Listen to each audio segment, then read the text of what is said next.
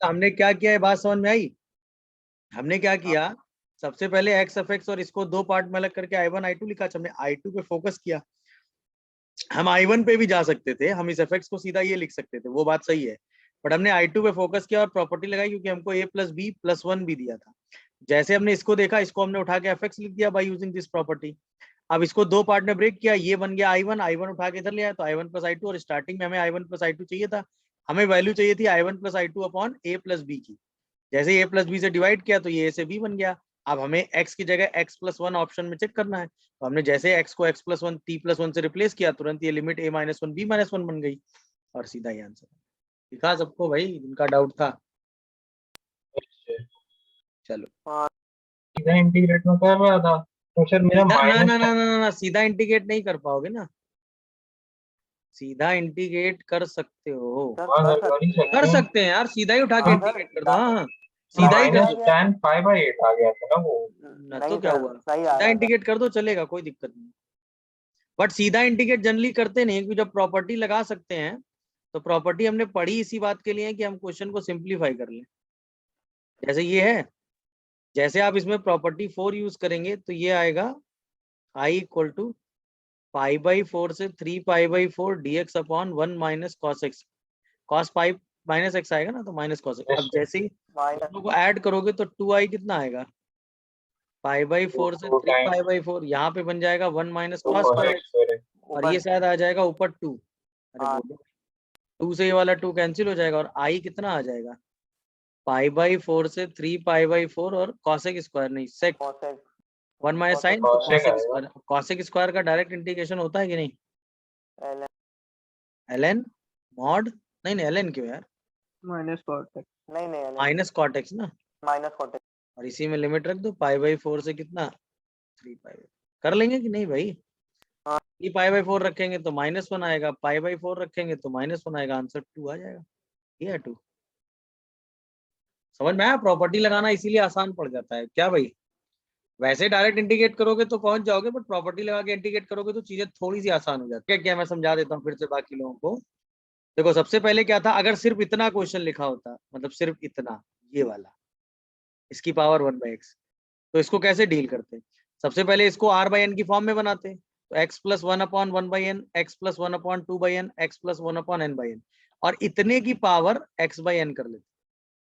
नहीं समझे? और इसको सॉल्व करने के लिए हम क्या करते, लॉग ले लेते। नहीं समझे?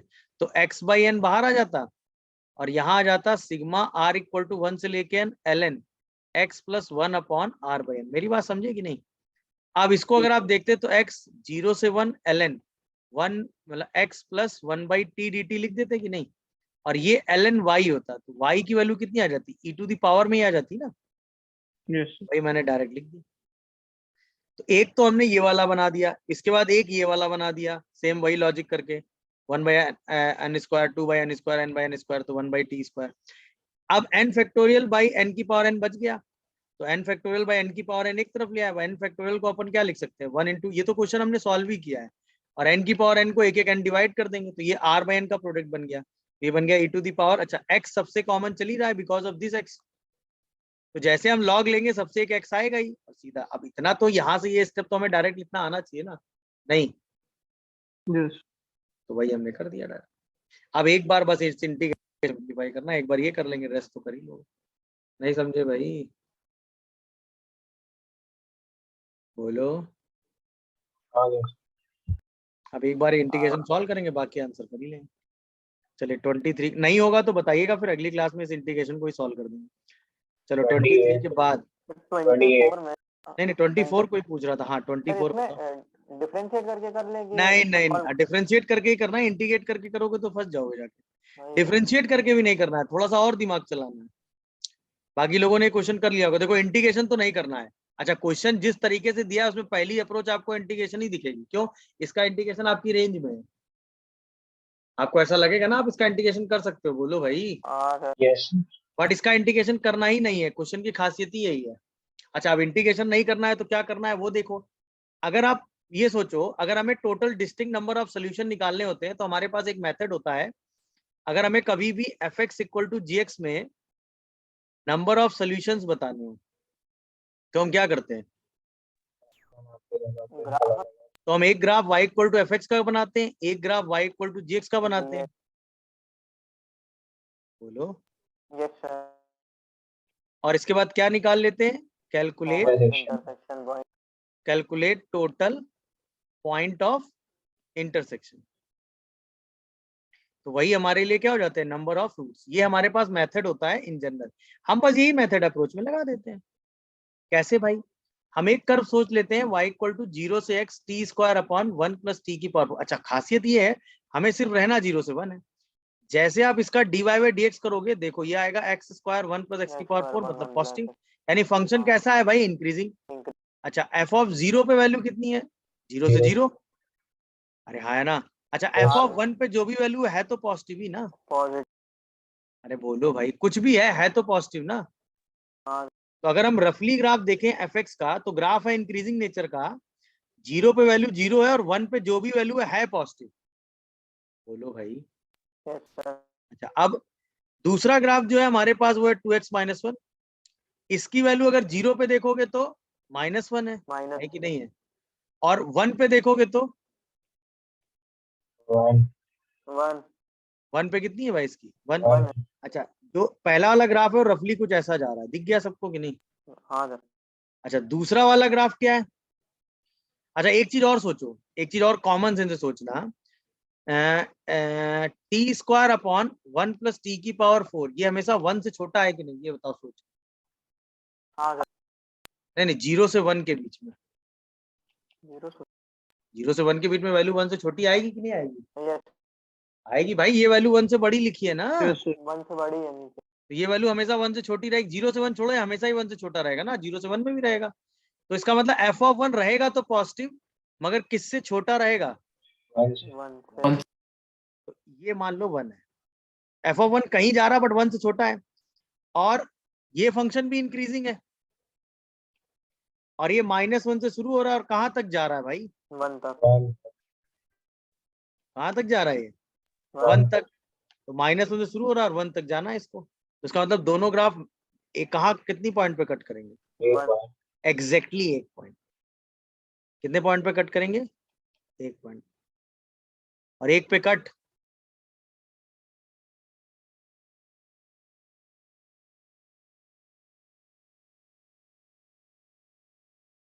ये दिखा 1 पॉइंट पे कट क्यों करेंगे भाई? यस, तो बस नंबर ऑफ डिस्टिंक्ट सोल्यूशन कितने हो गए? 1। 1 कितने लोगों को समझ आया 1 सोल्यूशन क्यों होगा भाई? तो जब भी आप ऐसी सिचुएशन में फंसो, देखो इंटीग्रेशन करना इज नॉट अ डील, क्योंकि क्वेश्चन इंटीग्रेशन के लिए दिया ही नहीं, आप इंटीग्रेशन इसका इतनी आसानी से कर भी नहीं पाओगे। बट एक फीलिंग आई ना कि इसका इंटीग्रेशन हम कर सकते हैं, ये फीलिंग सबको आया होगा, यस क्योंकि इसका हाँ इंटीग्रेशन, अच्छा इंटीग्रेशन करने के बाद ln ln में फंक्शन आ जाएगा, और उससे आप दोनों को कंपेयर करके ग्राफ से कुछ कर ही नहीं पाओगे। तो इंटीग्रेशन इज नॉट अ वे। अब इंटीग्रेशन नहीं रास्ता है तो दूसरा रास्ता ये कि इसका एक रफ स्केच सोच लो क्या है, और इसका एक स्केच सोच लो, दोनों को देख लो, एग्जैक्टली एक पॉइंट ऑफ इंटरसेक्शन है। क्या एक कॉन्सेप्ट हमें समझ में आया? हाँ बेटा बोलो। अगर इसकी क्वेश्चन को लेके डिफरेंशिएट करके करें तो फिर नहीं होगा। हमने भी तो डिफरेंशिएट ही किया है भाई, हमने इसका ग्राफ भी डिफरेंशिएट करके सोचा, इसका ग्राफ भी डिफरेंशिएट करके सोचा। बट डिफरेंशिएट दोनों इक्वेशन को कर दोगे तो उससे फायदा क्या होगा? डिफरेंशिएट करके क्या निकालना चाह रहे हो तुम? डिफरेंशिएट करके डिफरेंशिएशन का सोल्यूशन निकालोगे ना, जहां पे दोनों का डेरिवेटिव सेम आ रहा है। बट हाँ सर, दो फंक्शन का डेरिवेटिव सेम आ रहा है तो इसका मतलब वो इंटरसेक्ट कर रहे हैं, ये कहाँ लिखा है? यस, दो फंक्शन का किसी पॉइंट पे डेरिवेटिव सेम है, यहाँ पे पैरेलल टेंजेंट है, खत्म। बट उससे ये कैसे पता चलेगा कि दोनों फंक्शन इंटरसेक्ट कर रहे हैं? ये बताओ। डेरिवेटिव सेम होना तो पैरेलल टेंजेंट की कंडीशन हो गई ना? नहीं। तो दोनों का ग्राफ अलग अलग सोचो, और ये मेथड तो एकदम यूनिक है, कोई दिक्कत ही नहीं है। दोनों का ग्राफ अलग अलग बना लो, कैलकुलेट कर लो टोटल पॉइंट ऑफ इंटरसेक्शन, आपको नंबर ऑफ सॉल्यूशंस मिल जाएंगे। अरे हाँ है ना। चलो अच्छा क्वेश्चन था ये। आफ्टर 28 24 के बाद 28 में क्या दिक्कत आ गई भाई? सब करेंगे। कुछ समझ ही नहीं आ रहा है। यस चलो 28 देखते हैं भाई, कहाँ फंसे पड़े हो। देखो एक तो रास्ता समझ में आया वो कि इस क्वेश्चन को सॉल्व करने का तो कोई सेंस ज्यादा है, नहीं सॉल्व करने बैठेंगे तब तो भाई करते रह जाएंगे, कोई मुद्दा बनता नहीं। हाँ तो हमने क्या किया, I1 मान लिया 0 से 4 pi e to the power t, अच्छा साइन की पावर 680 प्लस कॉस की पावर 480 को, और I2 मान लिया 0 से पाई e की पावर t साइन की पावर 680 प्लस कॉस की पावर 480 को। मान सकते हैं तो बोलो भाई। हाँ अच्छा अब ध्यान से सुनना बस जी। अच्छा इसका और इसका पीरियड कितना होगा पाई, इसमें तो कोई डाउट यस नहीं सर। होगा, हाँ क्योंकि ए जो भी आंसर में है वो इंटीजर ही है ना, हाँ पीरियड तो पाई होगा ना भाई।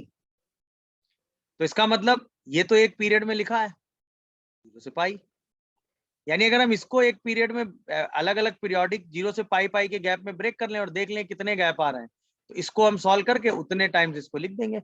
वही दोनों का रेशियो आपसे पूछा गया बेसिकली। समझे कि नहीं आप लोग? क्या समझे, मैं नहीं समझे। हम I1 में कितना I2 आ रहा है कितने टाइम्स वो निकाल लें, बात हो गई खत्म। क्योंकि I2 को I1 को I2 के टर्म्स में लिख सकते हैं, क्योंकि ये पीरियोडिक फंक्शन है ना, पीरियड पाई के साथ, बाद में इसी को तो चेंज करना है। तो अब जरा स्टार्ट करते हैं। I1 को हम 0 से पाई e की पावर t साइन की पावर 680 कॉस की पावर 480 लिख दें, कोई दिक्कत? अरे बोलो भाई, सही लिखा है मैंने? यस। तो क्या हम इसको 4 पार्ट में लिख सकते हैं? हाँ कैसे कैसे? लिमिट चेंज कर दें। पहला हो गया, दूसरा हो गया 0 पाई से पाई 2 से पाई, 2 पर। पाई से 2 तीसरा हो गया 2 पाई से 3 2 पाई से 3 2 पाई से 3 पाई, 3 पाई से 4 अगला हो गया 3 पाई से 4 पाई। यहाँ तक कोई दिक्कत आ रही है तो बताओ। आप सोचो, ये तो I1 हो ही गया। अरे हाँ है ना। हाँ अब बस हमें इनको I1 के टर्म में लिखना है, तो किसी को उठा लो भाई। सपोज हमने उठाया इसको पाई से 2 pi e to the power t sine 680 plus cos की पावर 480। ध्यान देना, अगर हमें ये लिमिट 0 से पाई बनानी है तो इसका मतलब हमें t को रिप्लेस करना पड़ेगा x माइनस पाई से। एम आई करेक्ट और नॉट? Yes sir. जैसे हम t को x माइनस पाई से रिप्लेस करेंगे dt क्या होगा, dx। dx, और हमें t की जगह x माइनस पाई लिख देना है तो, हाँ और लिमिट हमारी चेंज हो जाएगी 0 से पाई, 0 से पाई और ये आ जाएगा e to the power x minus pi, ये आ जाएगा साइन 6 6 की a power x minus a pi, और ये आ जाएगा कॉस की power 4 ax minus a pi. ax minus अरे हाँ है ना। अच्छा पाई के मल्टीपल में x माइनस करोगे तो प्लस माइनस में साइन ही आ जाएगा, तो ये तो पूरा पूरा रिपीट कर जाएगा तो, यानी कि हम अगर ध्यान से देखें तो e की पावर माइनस पाई बाहर आ गया, और ये 0 से पाई e की पावर t साइन की पावर 680 प्लस कॉस की पावर 480 ही बच गया। कितने लोग ये बात समझ रहे हो? यस यस तो जब एक में e की पावर माइनस पाई बाहर आया तो दूसरे में क्या बाहर आएगा, -2 तीसरे में क्या बाहर आएगा? -3 -3 क्वेश्चन हो गया डन। कितने लोग समझे अप्रोच भाई? Yes sir. ये तो समझ गए ना। ऐसे ही सेम एज हम क्या बोल सकते हैं बताओ? सेम एज हम I1 को क्या लिख सकते हैं, आई सॉरी की I1, power I2 1 common plus करो, बचेगा 1 प्लस e की पावर माइनस पाई, e -2 की पावर माइनस 2 पाई और e की पावर माइनस 3 पाई। क्या हम इसको सिंप्लीफाई कर सकते हैं? यस। जीपी आ गया, क्या आ गया जीपी? 1 माइनस e की पावर माइनस पाई की पावर 4 अपॉन 1 माइनस e की पावर माइनस पाई। कितने लोग ये बात समझ रहे हो? 1 माइनस r की power n upon 1 minus r। बोलो भाई, इसी को थोड़ा सा सिंप्लीफाई कर दो। e की पावर 4 पर I1 बाई I2 की वैल्यू कितनी आ रही है? e की पावर 4 1 माइनस e की पावर 4 पाई अपॉन, का -4 पर अरे वो तो एडजस्ट कर लेंगे ना, प्लस माइनस कॉमन करके, पावर में ना। और 1 माइनस ई की पावर पाई, और साथ में क्या आ जाएगा, e की पावर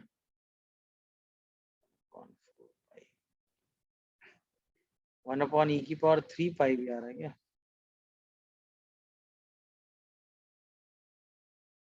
कुछ तो गड़बड़ हो गया है क्या? हम्म,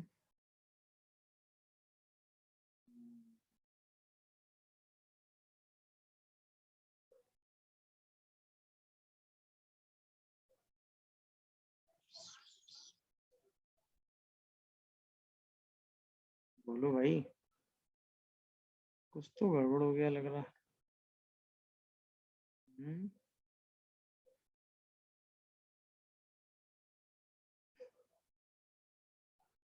जीपी का सम तो आ रहा है ना, और जीपी का सम कितना आ रहा है?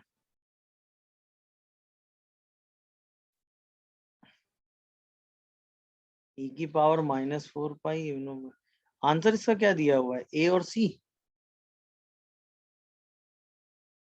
देखो जरा आंसर क्या दिया है, डालना है ना भाई। अरे हाँ या ना, नहीं समझे? नहीं है। हम t को x प्लस पाई से रिप्लेस करेंगे ना। आप सोचो, जब हम t को पाई रखेंगे तभी तो x 0 आएगा। अरे हाँ या ना? हाँ जब हम t को पाई रखेंगे तभी तो x 0 आएगा, जब हम t को 2 पाई रखेंगे तो x पाई आएगा। अरे बोलोगे? यस। यही गड़बड़ मैंने कर दिया था। तो अब जो लिमिट आएगी वो x प्लस पाई रखने से आएगी, तो ये जो रिजल्ट आएगा ना वो अल्टीमेटली क्या आएगा, e⁻पाई। ये पाई, ये 2 पाई, ये 3 पाई। अब आंसर आएगा। अरे हाँ या ना? हाँ। यही फाइनल आंसर हो गया। दिखा कि नहीं सबको, बताओ। yes, अब ए कुछ भी रखो उससे कोई फर्क पड़ रहा है? बोलो। यहाँ पर ए कुछ भी रखो उससे कोई फर्क पड़ रहा है? कोई भी इंटीजर ए रख दो, बताओ। नहीं ए की जगह 3 रख दो उससे भी कोई फर्क? नहीं नहीं है। ए की जगह 7 रख दो उससे भी कोई फर्क? नहीं है। i1 i2 की वैल्यू हमेशा कितनी आएगी, e⁻4 पाई अपॉन e⁻4 पाई -1 अपॉन e⁻पाई। हाँ, तो देखो, अप्रोच एकदम सिंपल थी। मैंने भी क्वेश्चन देखकर वही चीज देखी है, आपको भी वही देखना था कि भाई ये 0 से 4 पाई दिया, ये 0 से पाई दिया, इसका मतलब ये बड़े इंटीग्रेशन को इस वाले इंटीग्रेशन के टर्म में रिप्रेजेंट करना है। क्यों? क्योंकि सॉल्व करना इज नॉट अ सेंस। अगर आप दोनों इंटीग्रेशन इंडिविजुअल सॉल्व करके कैंसिल करने पे आ गए तो कोई मतलब नहीं बनेगा, क्योंकि आप सॉल्व इतनी आसानी से कर नहीं पाओगे। अच्छा, इसको ब्रेक करने का तरीका सिंपल है, पीरियोडिक फंक्शन है पाई से, तो हर बार पाई इंटरवल में ब्रेक कर दो। एक वाला इंटरवल सेम वही बन गया, यानी हर बार आपको अपने हर इंटीग्रेशन को 0 से पाई में लाना है। तो एक इंटीग्रेशन को 0 से पाई में लाओगे तो आपको आइडिया लग जाएगा। जब एक को लाए तो e⁻पाई बार आया, तो अगले में 2 पाई और अगले में 3 पाई। वही बाहर आ जाएगा, सीधा इंटीग्रेशन की वैल्यू आएगी, सिंपलीफाई। कितने लोग समझे तरीका, ये बताओ। हाँ और ये सब कुछ क्वेश्चन देख के हमने सोचा कि भाई इसके हिसाब से हमें ब्रेक करना था, अदरवाइज तो ब्रेक करने का कोई लॉजिक है नहीं। और यहाँ पर x माइनस पाई नहीं, x प्लस पाई से रिप्लेस करेंगे। समझ रहे हो क्यों? yes, क्योंकि तभी जो है लिमिट चेंज होगी, इसीलिए ये लिखना सेफ रहता है। उससे गलती जो हो रही होती है वो पकड़ में आ जाती है। दिख गया भाई सबको? किसी को कोई कंफ्यूजन हो तो यस। बताओ। हाँ, चार और माइनस का 3 tan स्क्वायर एक्स, और यहाँ पर बचेगा 1 + tan स्क्वायर एक्स। देखो जरा ध्यान से, क्या सही लिखा है? यहाँ से 7 10⁻6 कॉमन, 1 + tan स्क्वायर। यहाँ से -3 tan square common, 1 + tan square. हाँ, अरे हाँ या ना? अब yes, जो सॉल्व करना है सॉल्व करते चले जाओ। तुम्हें ए चेक करना है ना बेटा। Yes sir. 0 से π/4 x, 7 10⁻6 x -3 tan square square x x लिख into 1 + tan square tan square x into dx। अब सीधे हम क्या करेंगे, tan x को ही क्या मान लेंगे, t। तो लिमिट आ जाएगी 0 से 1, यहाँ पे आ जाएगा tan इनवर्स t, यहाँ पे आ जाएगा 7t⁻6 -3t⁻4 dt। अरे बोलो भाई, अब इसको बाई पार्ट लगा के सिंप्लीफाई नहीं कर पाए क्या तुम? अरे बोलो कुछ, कहाँ चले गए? सर वो मैंने पहले एक्स हटा के मैंने गलती कर दी। अरे यार, अबे बाई पार्ट लगा के सॉल्व हो रहा है तो हाँ सर। t⁻7 t⁻5, देखो जरा ध्यान से, 3t⁻5/5, और लिमिट क्या रख देंगे, 0 से 1। अरे हाँ या ना? और साथ में tan इनवर्स t भी रहेगा। बोलो, कर लेंगे अल्टीमेटली अब मेरे हिसाब से, यस नहीं सर। कर पाओगे क्या? हो जाएगा। हाँ सर हो मेरे हिसाब से अब हो जाना चाहिए। बट अभी भी मुझे मजा नहीं आया सर इसमें। नहीं, जो बी ऑप्शन आप उसको ऐसे ही रहने दीजिए, टी ना लीजिए, और जो बी ऑप्शन है उससे हम लोग ऐसे बाय पार्ट लगेंगे, तो जो बी ऑप्शन हम लोग ने 0 रिजल्ट लाया है हम्म, उससे हम लोग एक बाय पार्ट का 0 कर देंगे, और दूसरा जो एक्सप्रेशन आएगा वो सिंपल होगा, हम्म, वो 10x के टर्म में होगा, फिर उससे आसानी से हो जाएगा। नहीं बी तो आंसर आ ही जाना है। हाँ सर, तो उसी बी से हम लोग जैसे जो बाय पार्ट पहले लगाएंगे ए बी में प्रूव कर लें और बी को पाई बाई 4 माइनस एक्स हाँ करके इसमें यूज कर लें, हाँ सर, ऐसा। नहीं मतलब जो हम लोग ए में एक बाय पार्ट लगा रहे हैं उसमें हाँ जो बी का रिजल्ट आएगा उसको हम लोग यूज कर लेंगे, एक बाय पार्ट उससे 0 हो जाएगा, हाँ, जो वही दूसरा वही उसका वही वही वही वही हम भी सोच रहे हैं, एक्स हाँ एफ एक्स में सीधा बाई पार्ट लगा के उसको यूज कर लें, यही कह रहे हो ना। हाँ हाँ हाँ, मैं समझ गया, क्योंकि और कोई रास्ता हमको दिख नहीं रहा है। और वो ऐसे ज्यादा हो डायरेक्ट जाता है। अगर ये सॉल्व करने पे आओगे तो बहुत टाइम टेकिंग प्रोसेस है।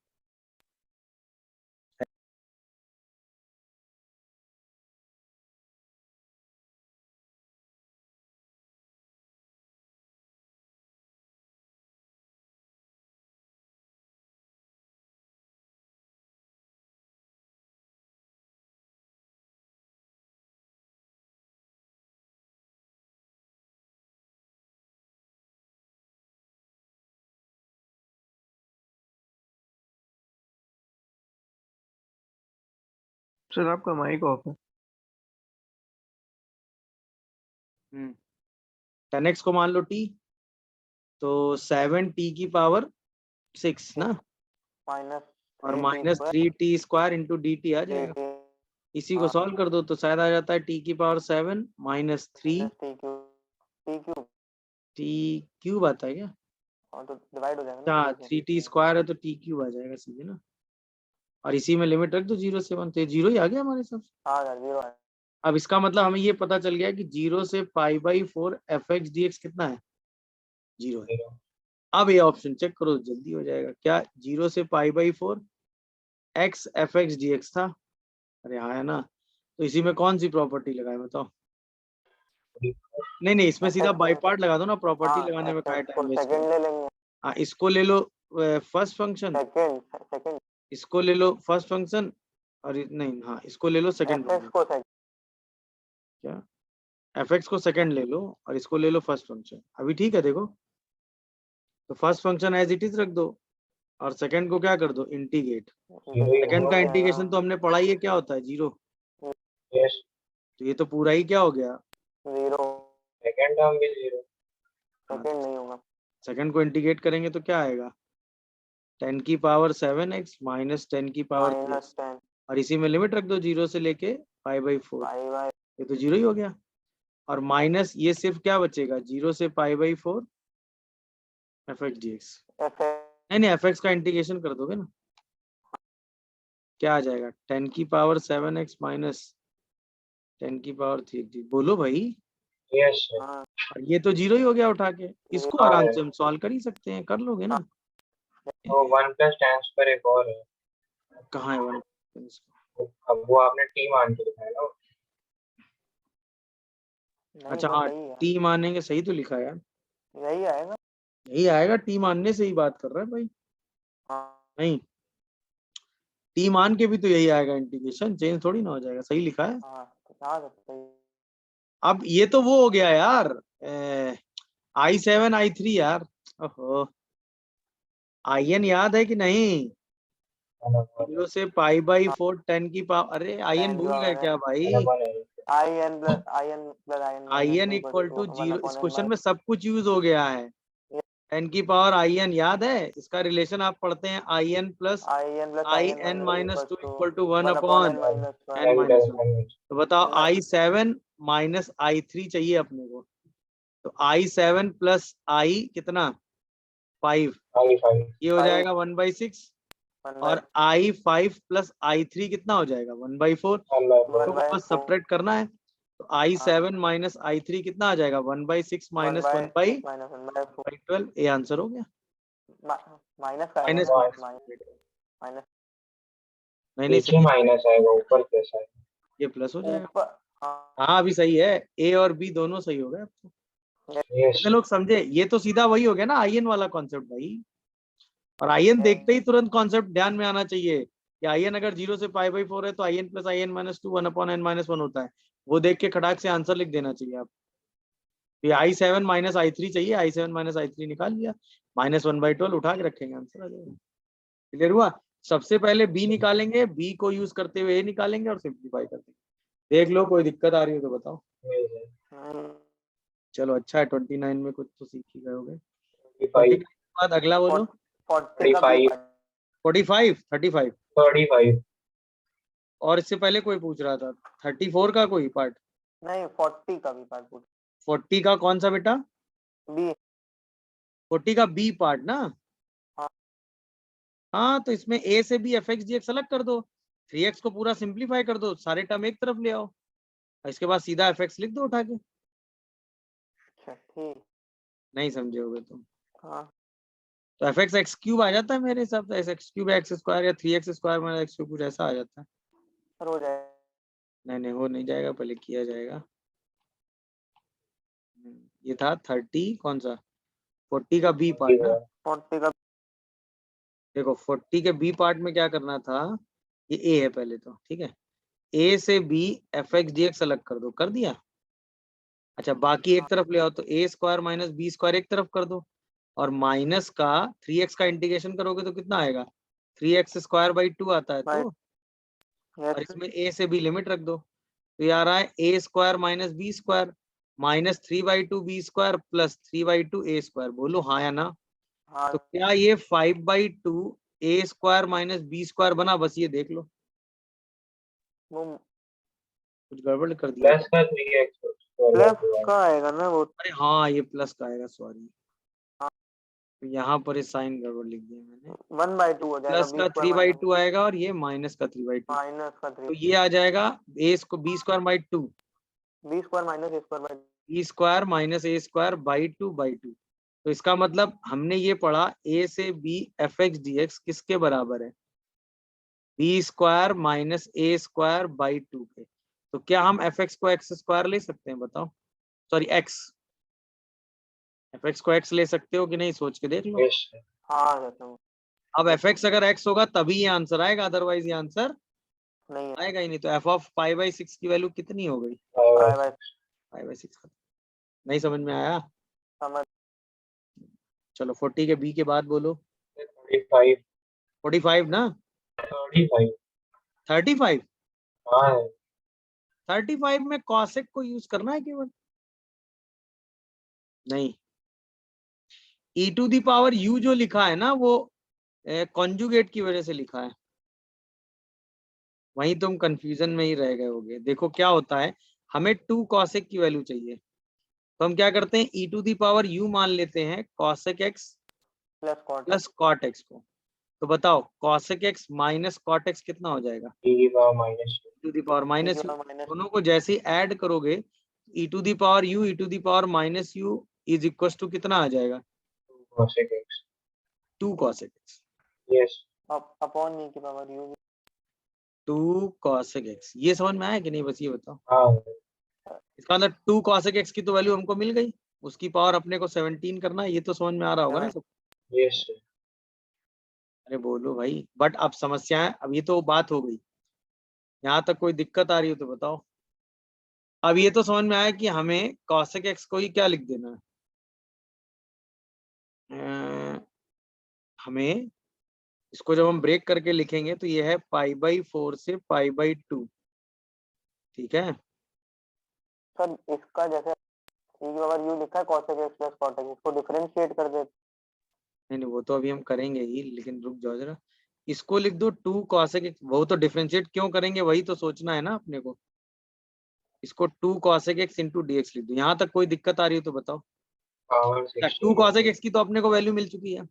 अब जैसे पावर हमने e 16 टू है दी पावर u को cosec x plus cot x मान रखा था, तो हमने ऊपर नीचे क्या किया है, 16 है पावर, आगे 16 हो। Sorry power 16। हम ये काम क्यों कर रहे हैं मैं वो समझाना चाह रहा हूँ। ऊपर नीचे हमने उससे कर लिया है cosec x plus cot x से क्या कर दिया है, मल्टीप्लाई। कितने लोगों को ये समझ में आ रहा है भाई?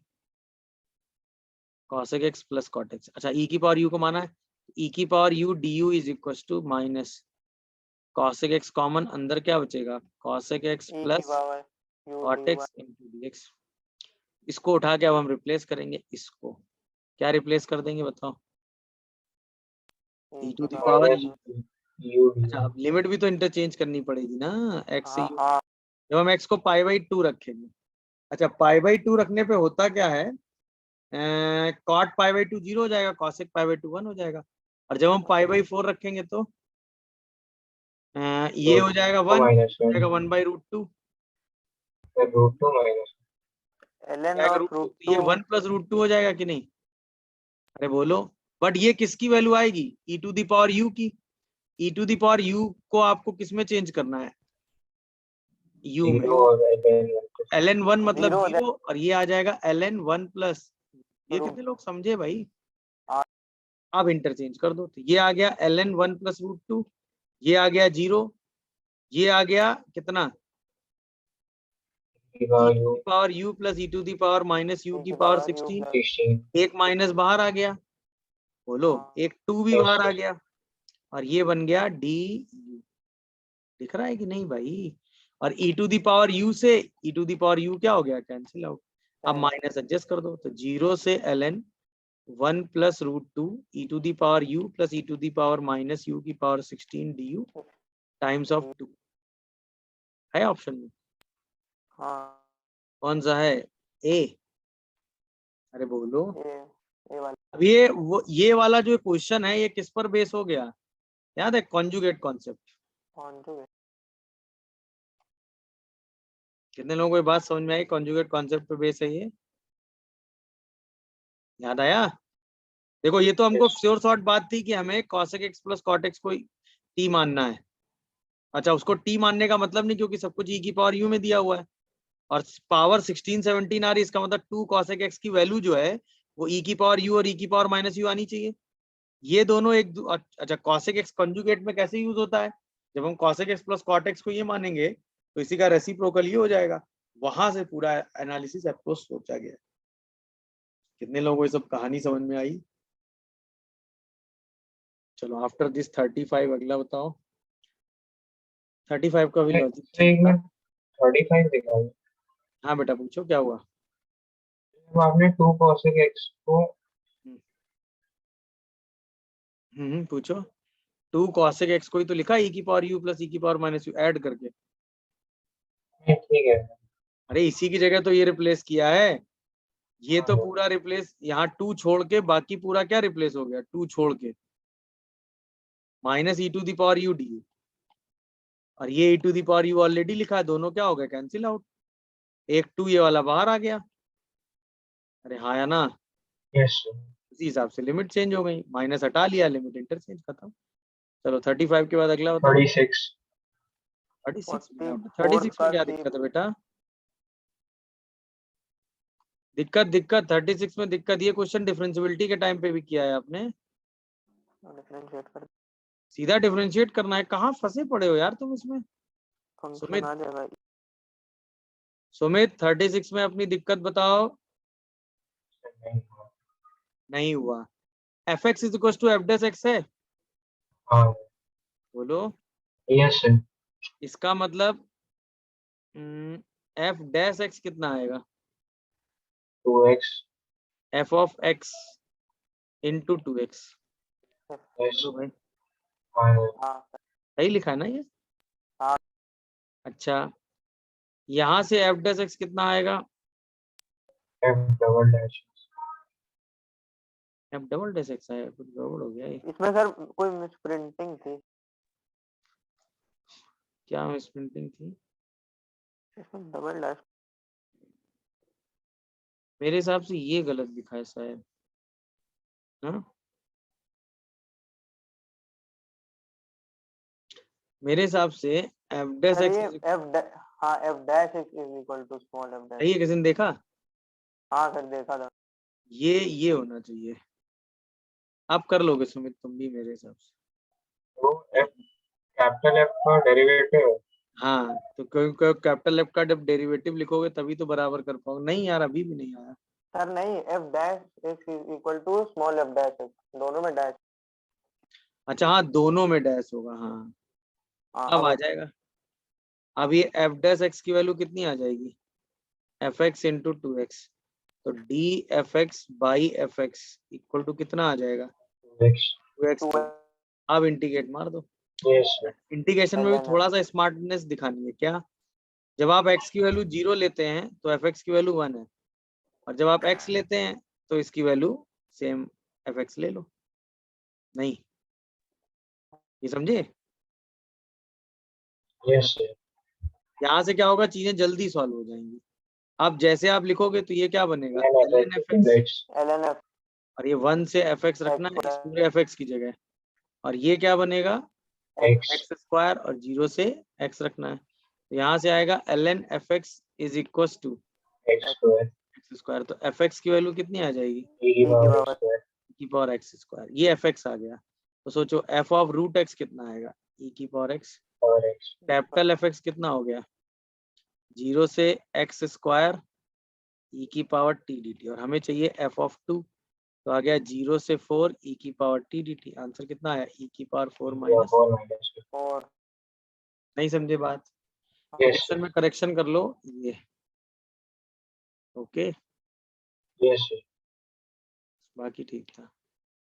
चलो 36 में सर करेक्शन। क्वेश्चन नंबर 38 जो है उसमें सर मेरे बी और सी दोनों आ रहे हैं इसमें बेटा 38 में। 38 में इनका बी और डी दोनों आ गया, बी और सी। बी और सी दोनों आ गया, बी भी आ गया सी भी आ गया। बी सर तो दिख क्योंकि रहा है, सी कैसे आ सर रहा क्योंकि वो जो जी जी ऑफ पाई लिखा है वो तो जीरो ही है, तो ऐड सब्ट्रैक्ट करें तो दोनों ही है। नहीं ऑप्शन हो नहीं सकते हैं। नहीं नहीं, फिर वही बात, तुम्हें जी ऑफ एक्स प्लस पाई देखना है। जी ऑफ एक्स प्लस पाई क्या होगा, 0 से एक्स प्लस पाई, ध्यान दो, cos of cos of 40 dt ना, ऐड सब्ट्रैक्ट नहीं करना है, क्वेश्चन समझो क्या करना है।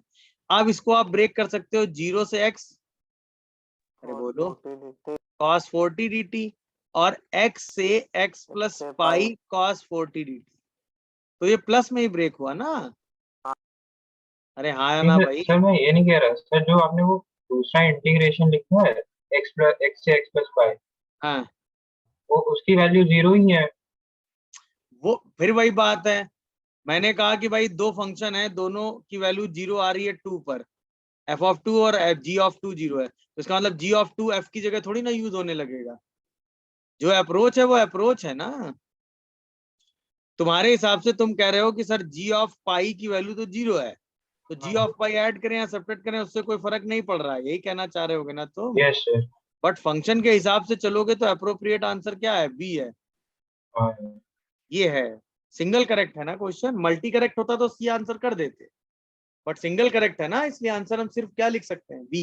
बी सी सही ऑप्शन। होना चाहिए, नो डाउट, मैं तुम्हारी बात समझ गया, तुम जो कह रहे हो कि सर जी ऑफ पाई की वैल्यू तो 0 ही है, तो उसके हिसाब से तुम कह रहे हो कि सर हम सी ऑप्शन भी लिख सकते हैं, यही कहना चाह रहे होगे ना बेटा। Yes sir.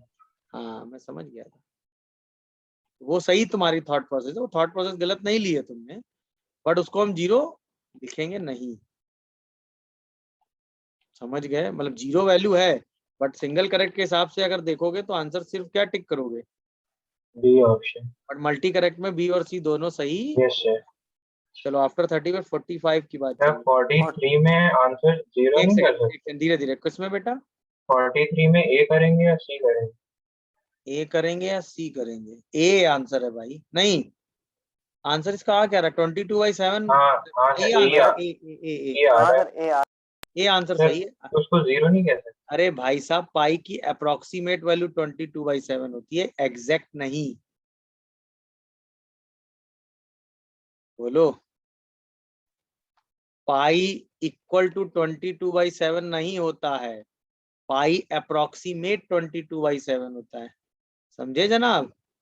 Yes sir. पाई की अप्रोक्सीमेट वैल्यू 3.14 होती है, समझे।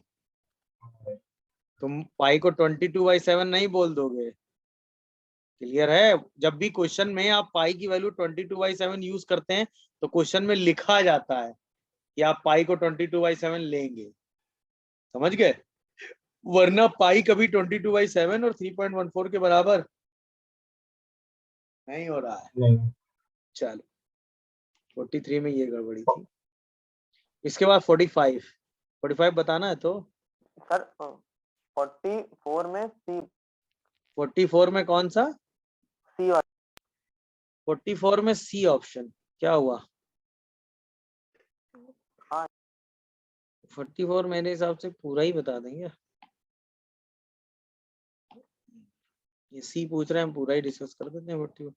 44 में सबसे पहला काम तो आपको करना होगा एफ डैश एक्स मेरे हिसाब से, क्योंकि एफ डैश एक्स की जरूरत है क्वेश्चन में। नहीं, 1/x plus root of f x is equal to l n f x. ये क्या लिखा है यार? F x is equal to l n f x is equal to l n of this. कुछ गड़बड़ नहीं लिखा है ये नहीं होना चाहिए मेरे हिसाब से। क्यों? तो इग्नोर कर दिया था, फिर बाकी करने लग गए। हाँ ये होना ही नहीं चाहिए, एल एन एफ एक्स की जरूरत ही नहीं है मेरे हिसाब से। हाँ एल एन एफ एक्स की जरूरत नहीं है, ये गड़बड़ लिखा है इतना। F x is equal to ये होना चाहिए। बोलो।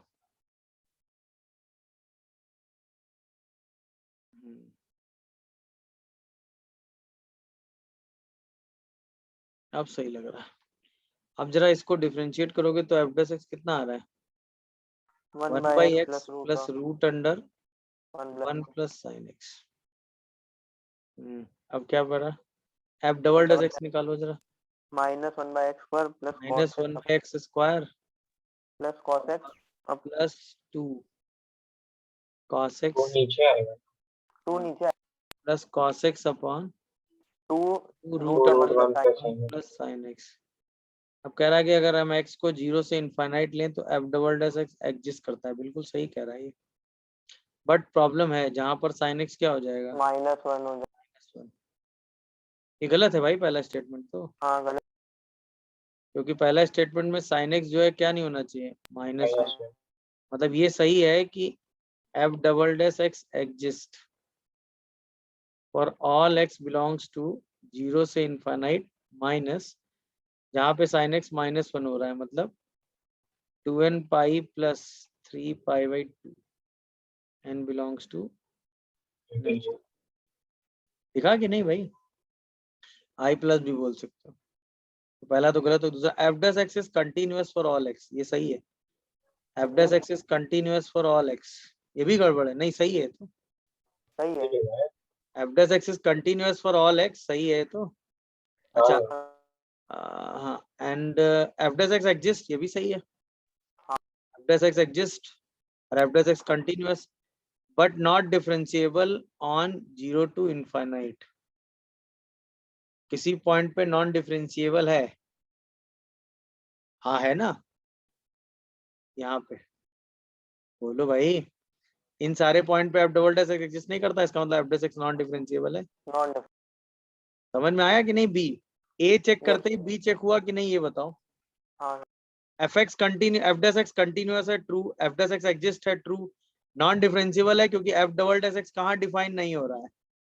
देखो ना, इस सारे मल्टीपल पे f double dash x define नहीं हो रहा है, तो बी सही है। अब सी चेक करो। There exist a greater than 1 such that f dash x is less than fx.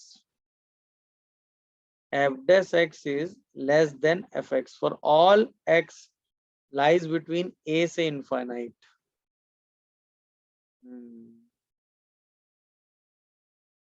For all x lies between a से infinite. तो मॉड लेना है पहले तो, यानी पॉजिटिव वैल्यू लेनी है। अच्छा जी, a से इनफाइनाइट की बात करनी है।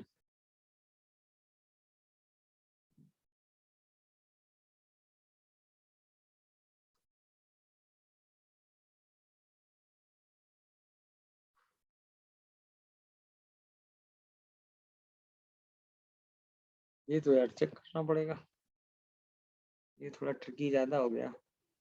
क्यों? एक्स फंक्शन जो है ना, एफ एक्स फंक्शन, वो फंक्शन जो है वो इवन है। ये फील आया?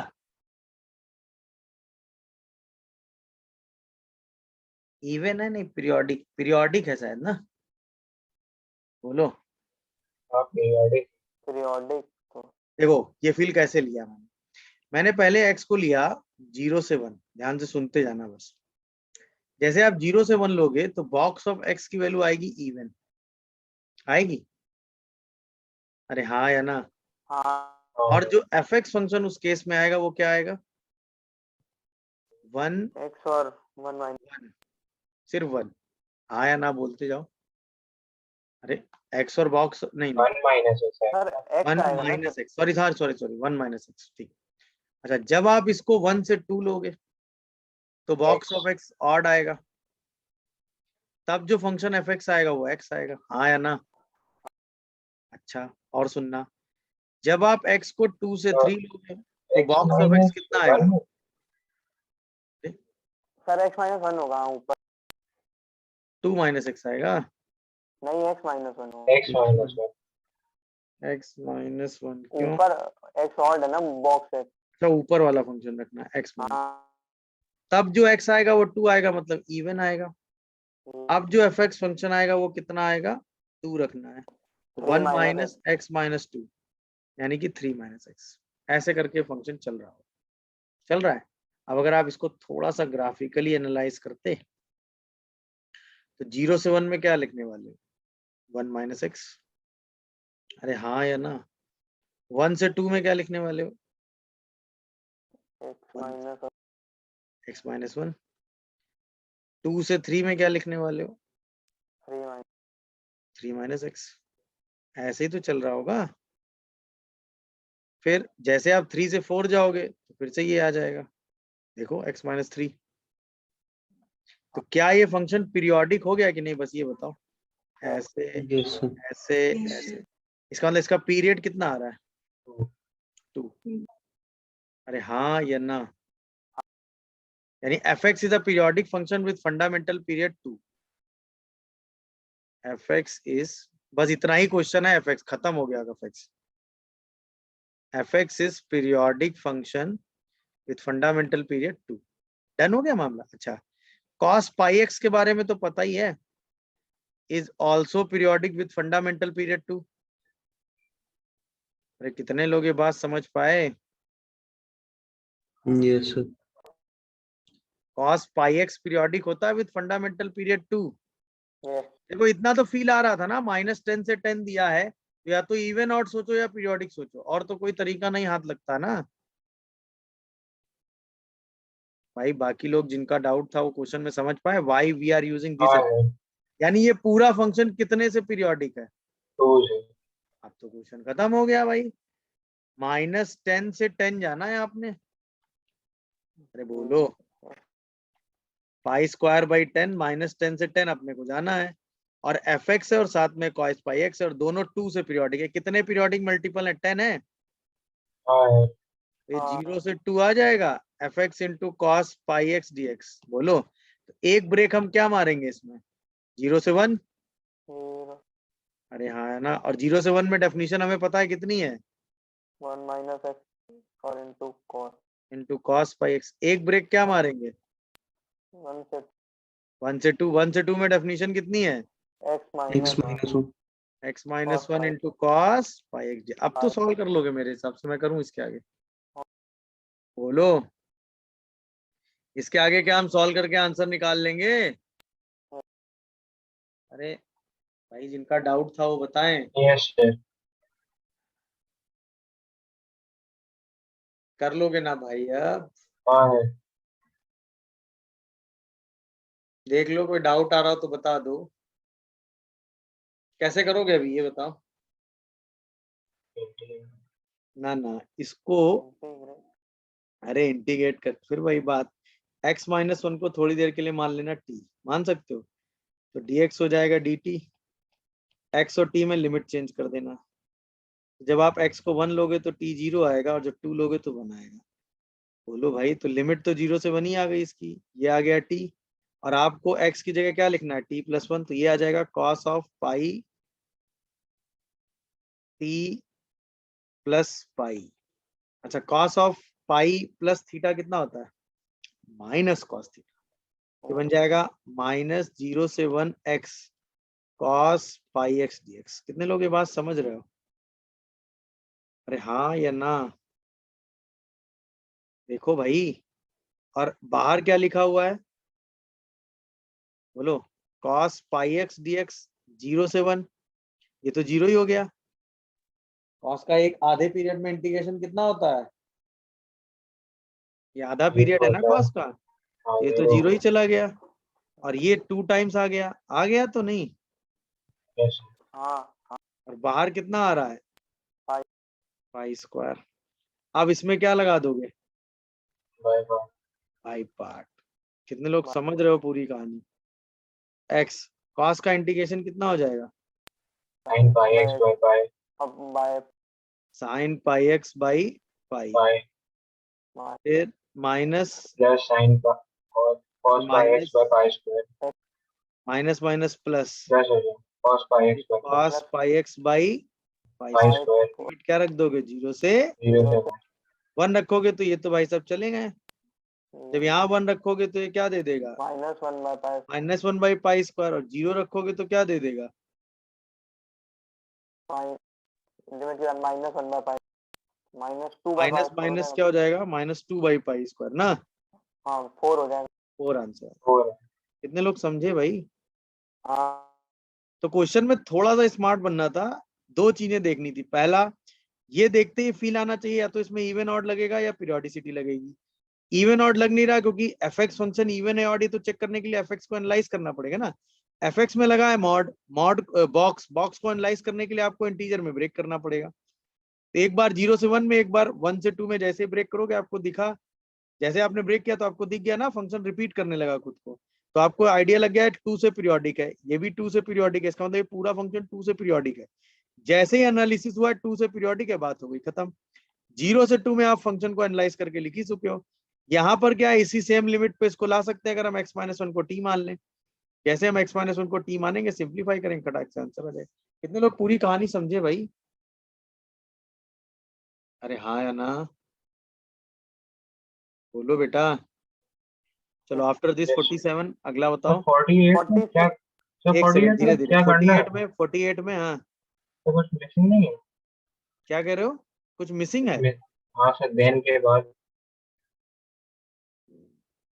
Then P1 is 42, P0 is 1। हाँ यार कुछ मिसिंग लग रहा है। किसी की वैल्यू पूछी गई होगी। तो सर सी की वैल्यू बतानी है, मतलब P की वैल्यू बतानी? नहीं नहीं नहीं किसी की वैल्यू पूछी गई है इसमें।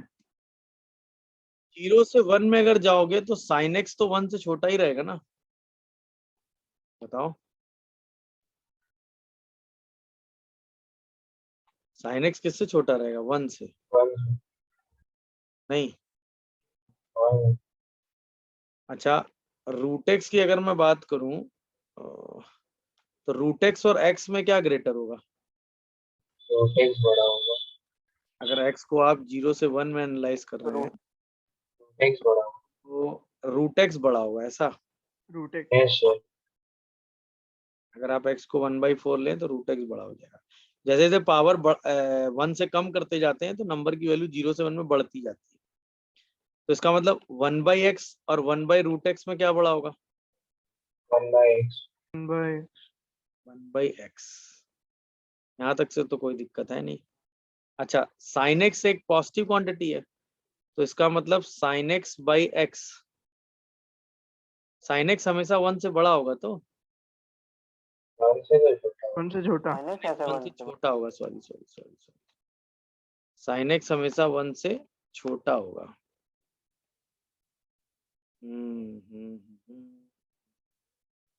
ओके ओके ओके, लेकिन ऐसे गड़बड़ा जाए। चलो इसको भी रहने दो, ध्यान दो इसको। और सोचते हैं, अगर हम x को 0 से 1 लें तो ये तो आपने पढ़ा होगा sin x और x में बड़ा क्या होगा? x बड़ा एक्स एक्स इसका मतलब sin x by root x हमेशा रूट एक्स से छोटा होगा। अभी मैंने Yes, क्यों sir. सोचा है इसका लॉजिक अभी दूंगा आपको। Why we are thinking like this? इसका मतलब 0 से 1 sin x by root x dx 0 से 1 रूट एक्स से छोटा होगा। 0 से 1 रूट एक्स का इंटीग्रेशन आता है 2/3। इसका मतलब आई हमेशा किससे छोटा आएगा जनाब? 2/3 देखो ध्यान से, कोई दिक्कत आ रही हो तो बताओ, बोलो। डन हुआ?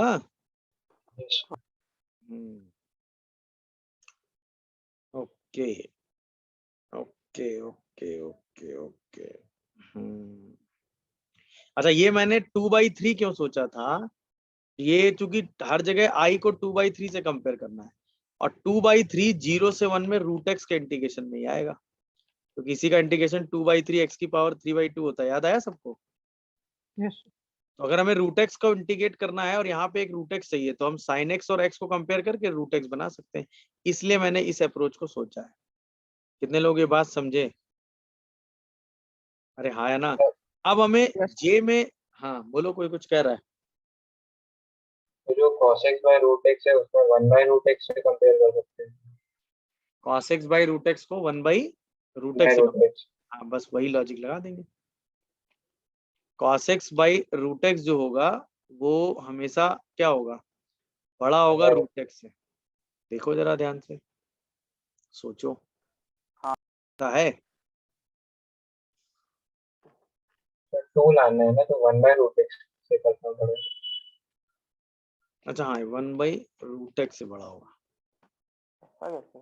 नहीं नहीं, तो रूट एक्स कैंसिल हो जाए तो cos x 1 से बड़ा हो जाएगा।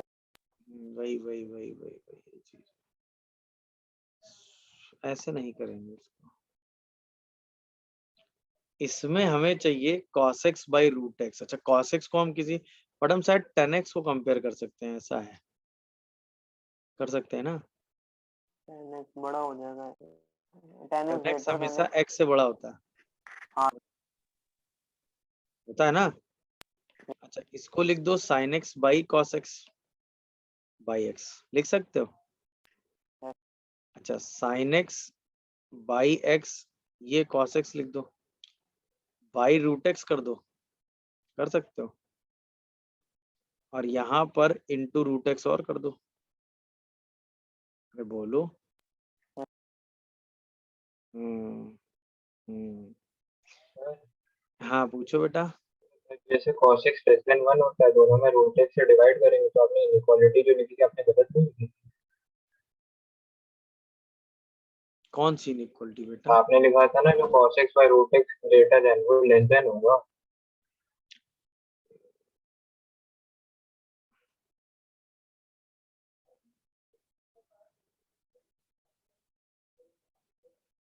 नहीं, रूट एक्स मतलब cos x जो है वो x किससे छोटा होगा? 1 से। 1 से छोटा होगा, 1 by root root x x से लिख दिया डिवाइड करो करते ना हैं। तुम।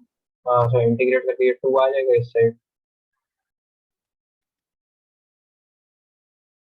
हाँ ठीक है, हम वही चीज हम यहाँ से ले जा रहे हैं ना अब। वो ठीक है, तुम्हारी बात हम समझ गए, हम इसको यहाँ से जस्टिफाई करेंगे।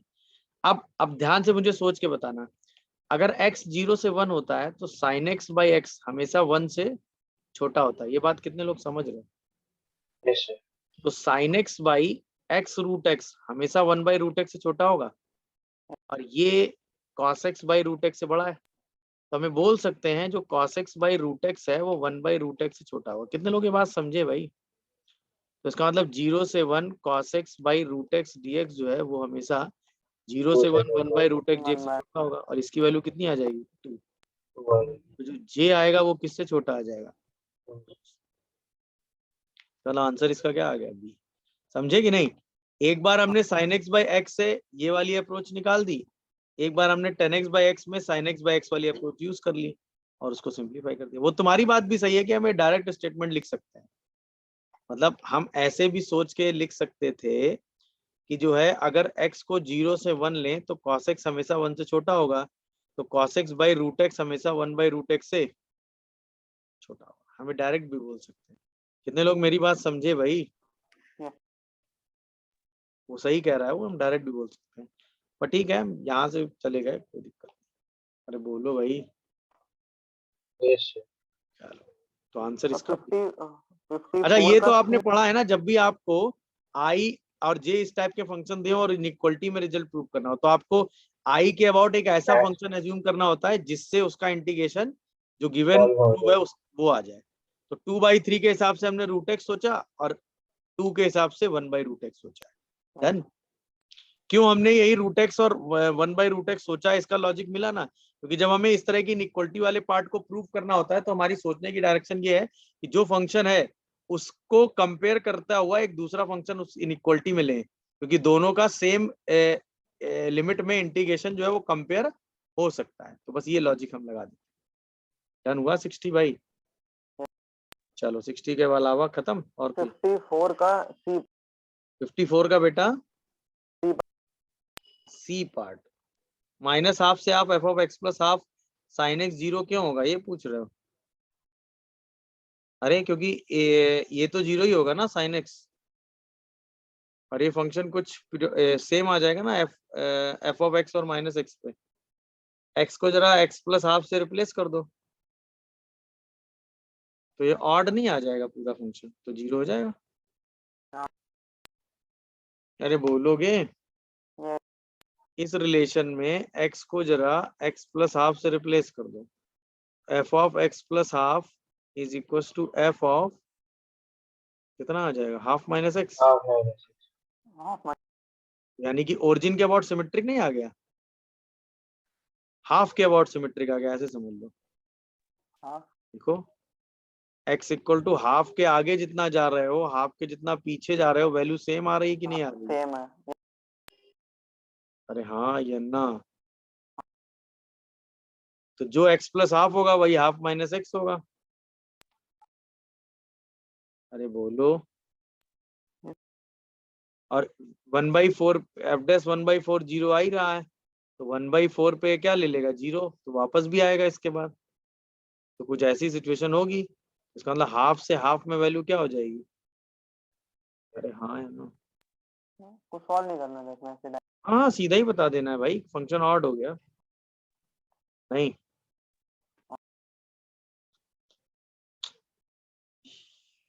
अरे बोलो भाई।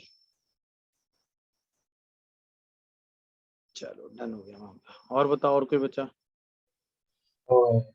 खत्म सब? चलो सर क्या? हाँ कोई कुछ कह रहा है? सर 34th का ए पार्ट बता दीजिए। एक सेकंड बेटा, 34th का ए पार्ट देखते हैं। 34th का ए वाला पार्ट ये रहा। कह रहा था नंबर ऑफ पॉलीगॉन एफ(x) with non negative integral coefficient degree less than or equal to 2, f(0) 0 है, 0 से 1 में f(x) 1 है, तो 2 के बराबर है, तो ax² + bx + c मान के कंपेयर मार दो, 3x² आ जाएगा। वहां से abc की वैल्यू देख लेंगे जितनी वैल्यू पॉसिबल है। भाई degree greater than or equal to 2 है, तो मैक्सिमम डिग्री 2 लेके इंटीग्रेशन मार देते हैं। नहीं समझे बेटा? नहीं समझे क्या? सर उसके अलावा कोई नहीं हो सकती? नहीं, उसके अलावा और कोई तरीका थोड़ी ना देखने का, वही तरीका सेफ है।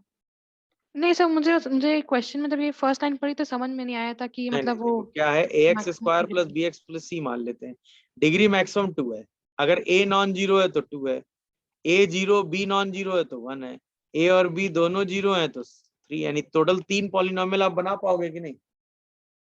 मतलब ये कहने का तरीका हुआ।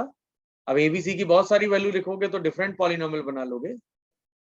अरे हाँ, यस सर, यस अब क्या सर। करो, सीधा abc पे एक क्वेश्चन बना दो। पहले कंडीशन में कह रहा है f(0) 0 है, तो c तो सर्टेनली 0 हो गया। अब कह रहा है 0 से 1 में ax² + bx का जो इंटीग्रेशन आ रहा है वो कितना आ रहा है, 1। इसका मतलब ax³/3 + bx² 2 0 से 1 में कितना है, 1। इसका मतलब a/3 + b/2 कितना है बेटा, 1। अरे हाँ या ना? Yes sir. 3 और अच्छा, B0 क्वेश्चन में है क्या कह रहा है बेटा? क्वेश्चन में क्या कह रहा है? Non negative. Non negative polynomial है, तो और यानी पॉलिनोमियल कभी निगेटिव नहीं हो सकती।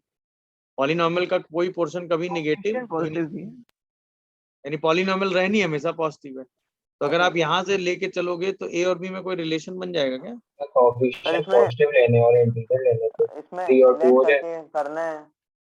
अच्छा, नॉन वही मैं निगेटिव इंटीग्रल कोएफिशिएंट वो तो अभी हम बना देंगे ना। यहाँ से रिलेशन निकाल लो कितना आ रहा है, बस ये बताओ। यही तो निकाल। a/3 = 1 - b/2 आ रहा है, दोनों का सम 1 होना चाहिए। ये तो कह रहे हैं a/3 + b/2 1 होना चाहिए। अरे हाँ या ना? नॉन नेगेटिव कोफिशिएंट चाहिए कि नहीं, यानी ए और बी की वैल्यू कैसी होनी चाहिए, natural number, sorry whole number.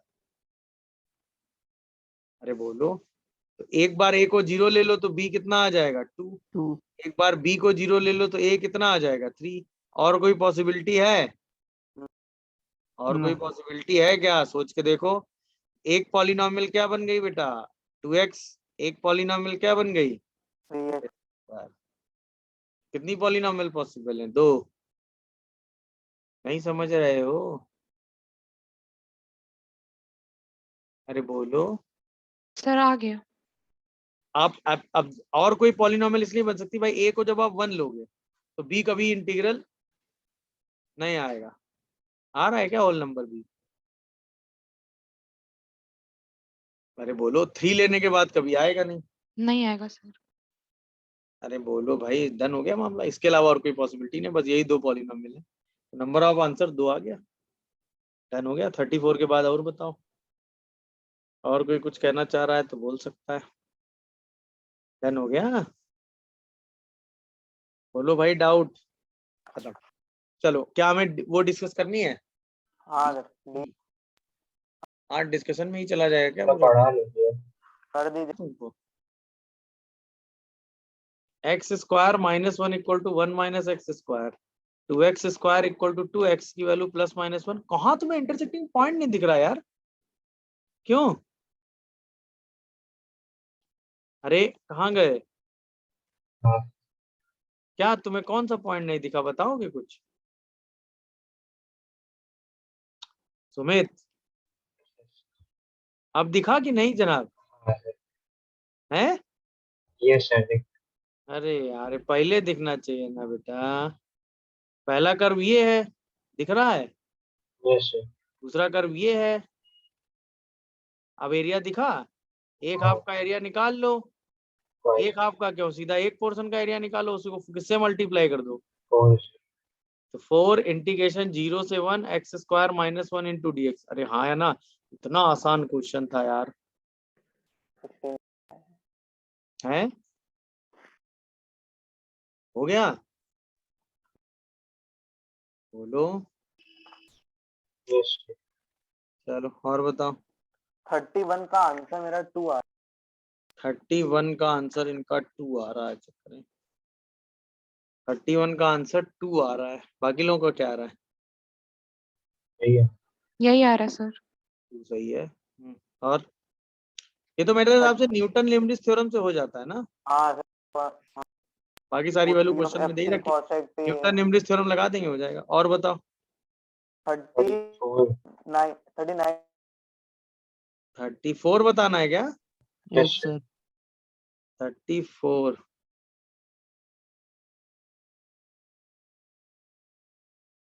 क्या दिक्कत है 34 में भाई साहब?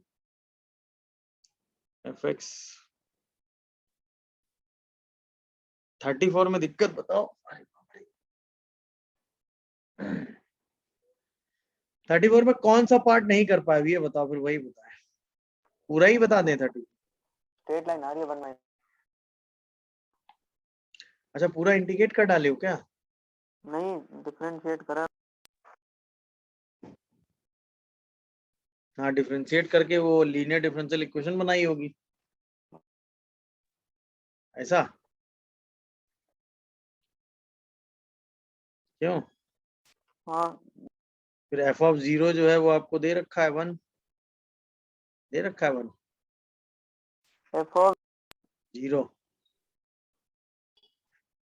वो मतलब देख ही लेंगे। नहीं, एफ ऑफ 0 दे रखा है ना, 0 से 0 इंटीग्रेशन 0 हो गया, हाँ वही बोल रहा हूँ 0 हो 1 गया। माइनस। एफ ऑफ 0 कितना दे रखा है 1।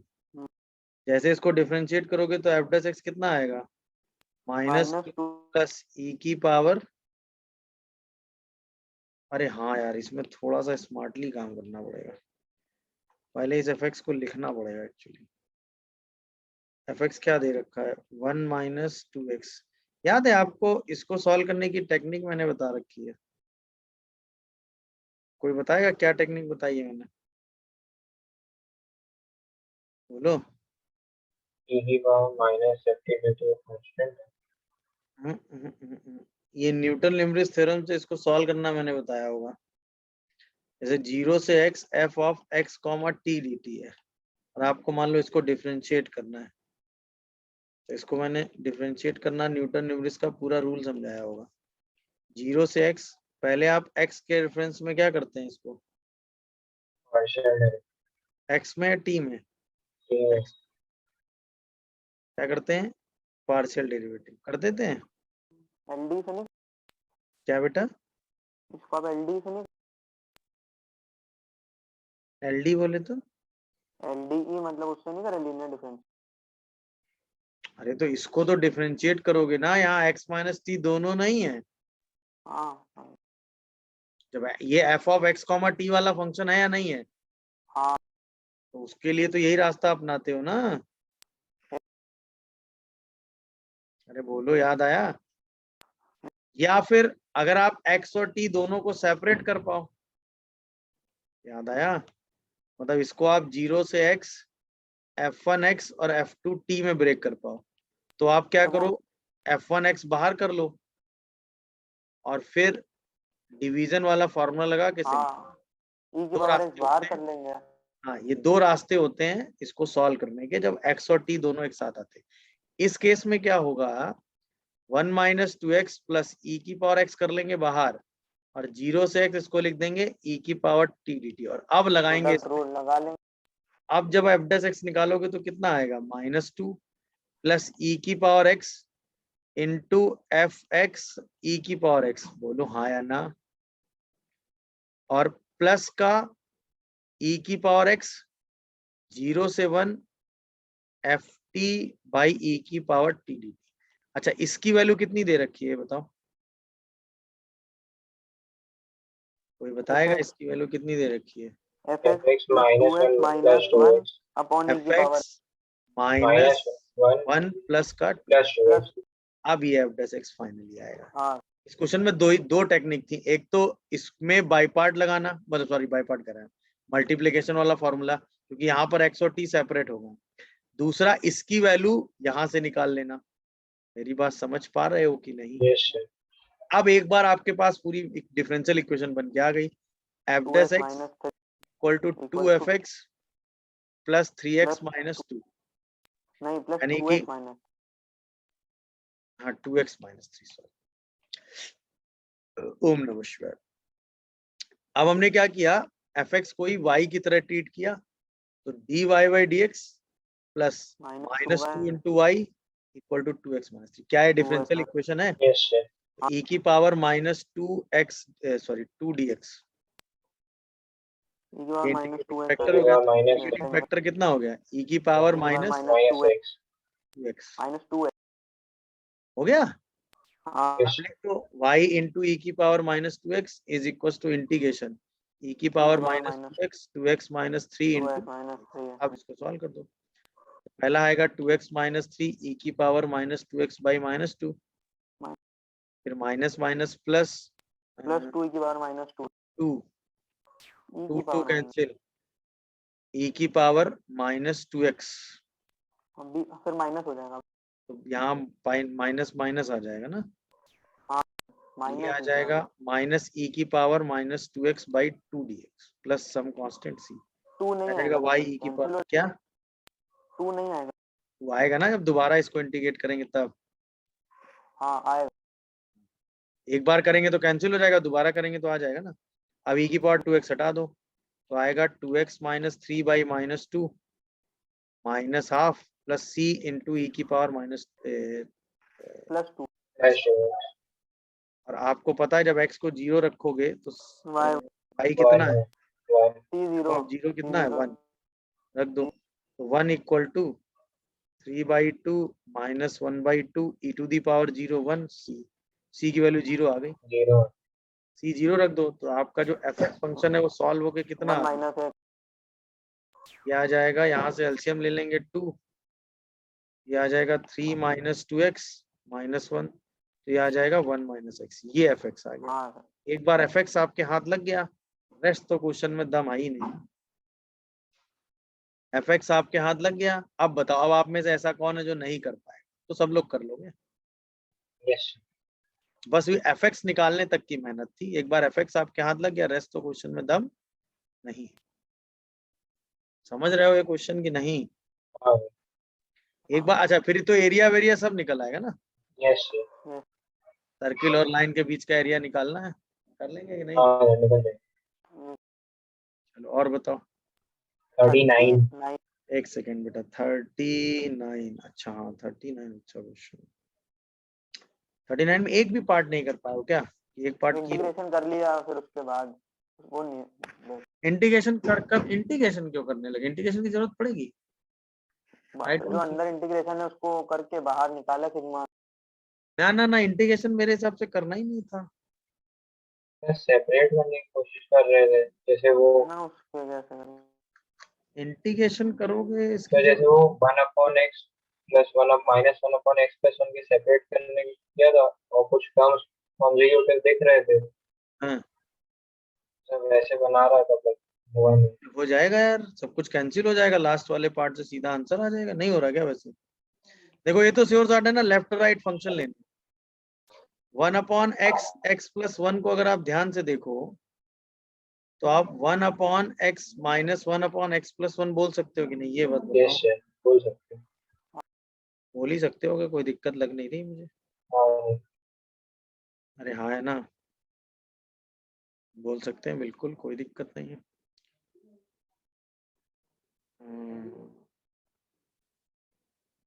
सही लिखा है। 1/x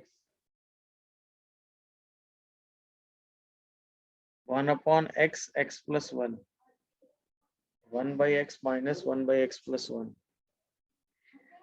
करने की टेक्निक तो यही लग रही है हमको। ब्रेक करके अल्टरनेट कैंसिल करते चले जाएंगे, वहां से कुछ आना चाहिए।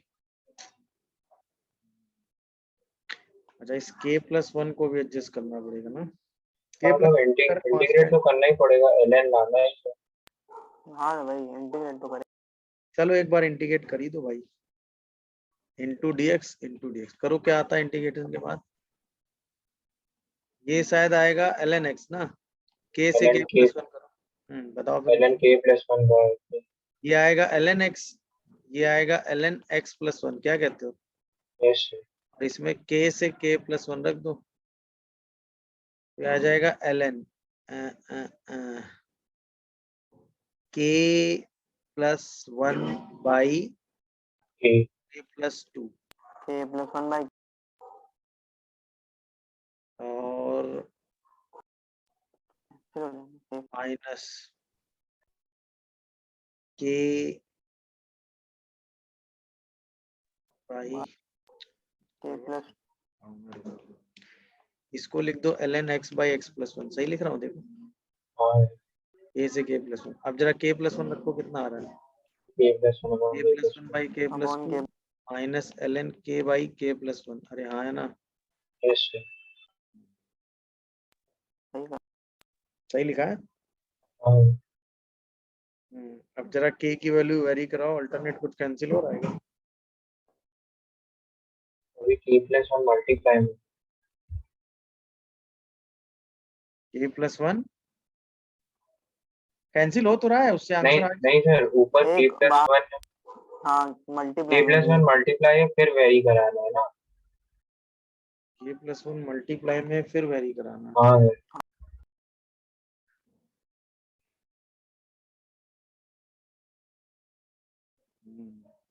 ऐसे तो यार करेंगे तो फिर इंटीग्रेशन करने पे लग जाएंगे तो करते रह जाएंगे ना। Integration is not a task. Integration करने में बिल्कुल मजा नहीं आ रहा मुझे, समझे?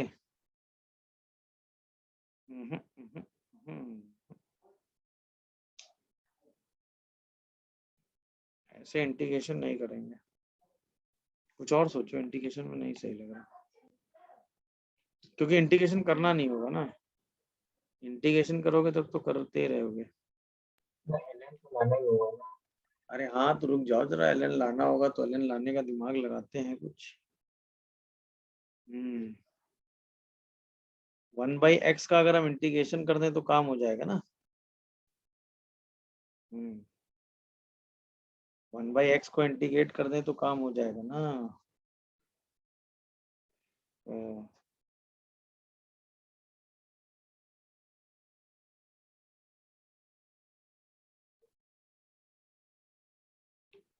एक बात बताओ, 1/x और 1/x तो बराबर होंगे ना, ये बात सोचो। ये बात कितने लोग समझते हो? 1/x और 1/x तो बराबर नहीं होंगे। है क्या? अरे सुन तो लो, आगे तो सुनोगे यार। अच्छा, अगर हम x+1 से डिवाइड कर दें तो ये नंबर x+1 1 से बड़ा होता है कि नहीं? अरे हाँ या ना? हाँ तो अगर किसी क्वांटिटी को x+1 से डिवाइड करोगे तो वो क्वांटिटी क्या होगी? बड़ी हो जाएगी। सोचो जल्दी। और तो X पे मल्टीप्लाई डिपेंड। हो जाए ना। 1/x तो नहीं, 1/x 1/x के बराबर है। 1/x पे कुछ डिपेंड नहीं करता। हाफ को अगर 20 से डिवाइड करो तो वैल्यू क्या आ जाएगी? हाफ से छोटी हो जाएगी, बड़ी हो जाएगी? छोटी हो जाएगी हाफ से। छोटी हो जाएगी। अरे हाँ या ना, ये सोच के जवाब दो ना। चाहे 2 को 20 से डिवाइड करो तो वैल्यू 2 से छोटी होगी कि बड़ी होगी? छोटी होगी। इस बात से कितने लोग एग्री करते हैं? ये थॉट प्रोसेस से ये बताओ। मेरे हिसाब से सभी लोग एग्री करते होंगे। आप समझे मैं जो समझाना चाह रहा हूँ? तो मैं आपको ये समझाना चाह रहा था कि देखो ये है, इस फंक्शन के लेफ्ट और राइट दो फंक्शन सोचने हैं जिससे ये रिजल्ट बन जाए। एम यही होना चाहिए ना, क्योंकि इंटीग्रेशन करना is not a aim. Integration करके हम कहीं नहीं पहुंचेंगे। आपने देखा होगा अभी हमने जो इंटीग्रेशन किया था उससे आप कहीं पहुंच रहे थे नहीं ना, वो मेथड मजेदार नहीं लगा। अब हमने क्या सोचा कि भाई 1/x तो 1/x के बराबर होगा। जैसे आप x+1 से डिवाइड करोगे छोटा हो जाएगा। हाँ या ना में जवाब देना। तो 1/x x+1 जो होगा वो 1/x से छोटा होगा। ये बात कितने लोग एग्री करते हो? सभी लोग कर रहे होंगे। तो इसका मतलब k से k+1 चलोगे तो ये k से k+1 dx से छोटा होगा। हाँ या ना एग्री कर रहे होगे? तो इसका मतलब 1/x x+1 इंटू dx का जो इंटीग्रेशन होगा k से k+1 में, वो हमेशा लेस होगा किससे? ln k+1/k से। इंटीग्रेशन कर दिया। अरे हाँ या ना? अरे बोलोगे कुछ? इसमें कहीं कोई डाउट आ रहा हो तो बता दो मुझे। बोलो। इसमें किसी को डाउट आ रहा हो तो बताओ। x को जैसे हम लोग k से k+1 में ले, अगर इंटरवल, तो हम लोग ये नहीं बोल सकते सर कि x+1 k+1 से बड़ा हो, उससे बना है।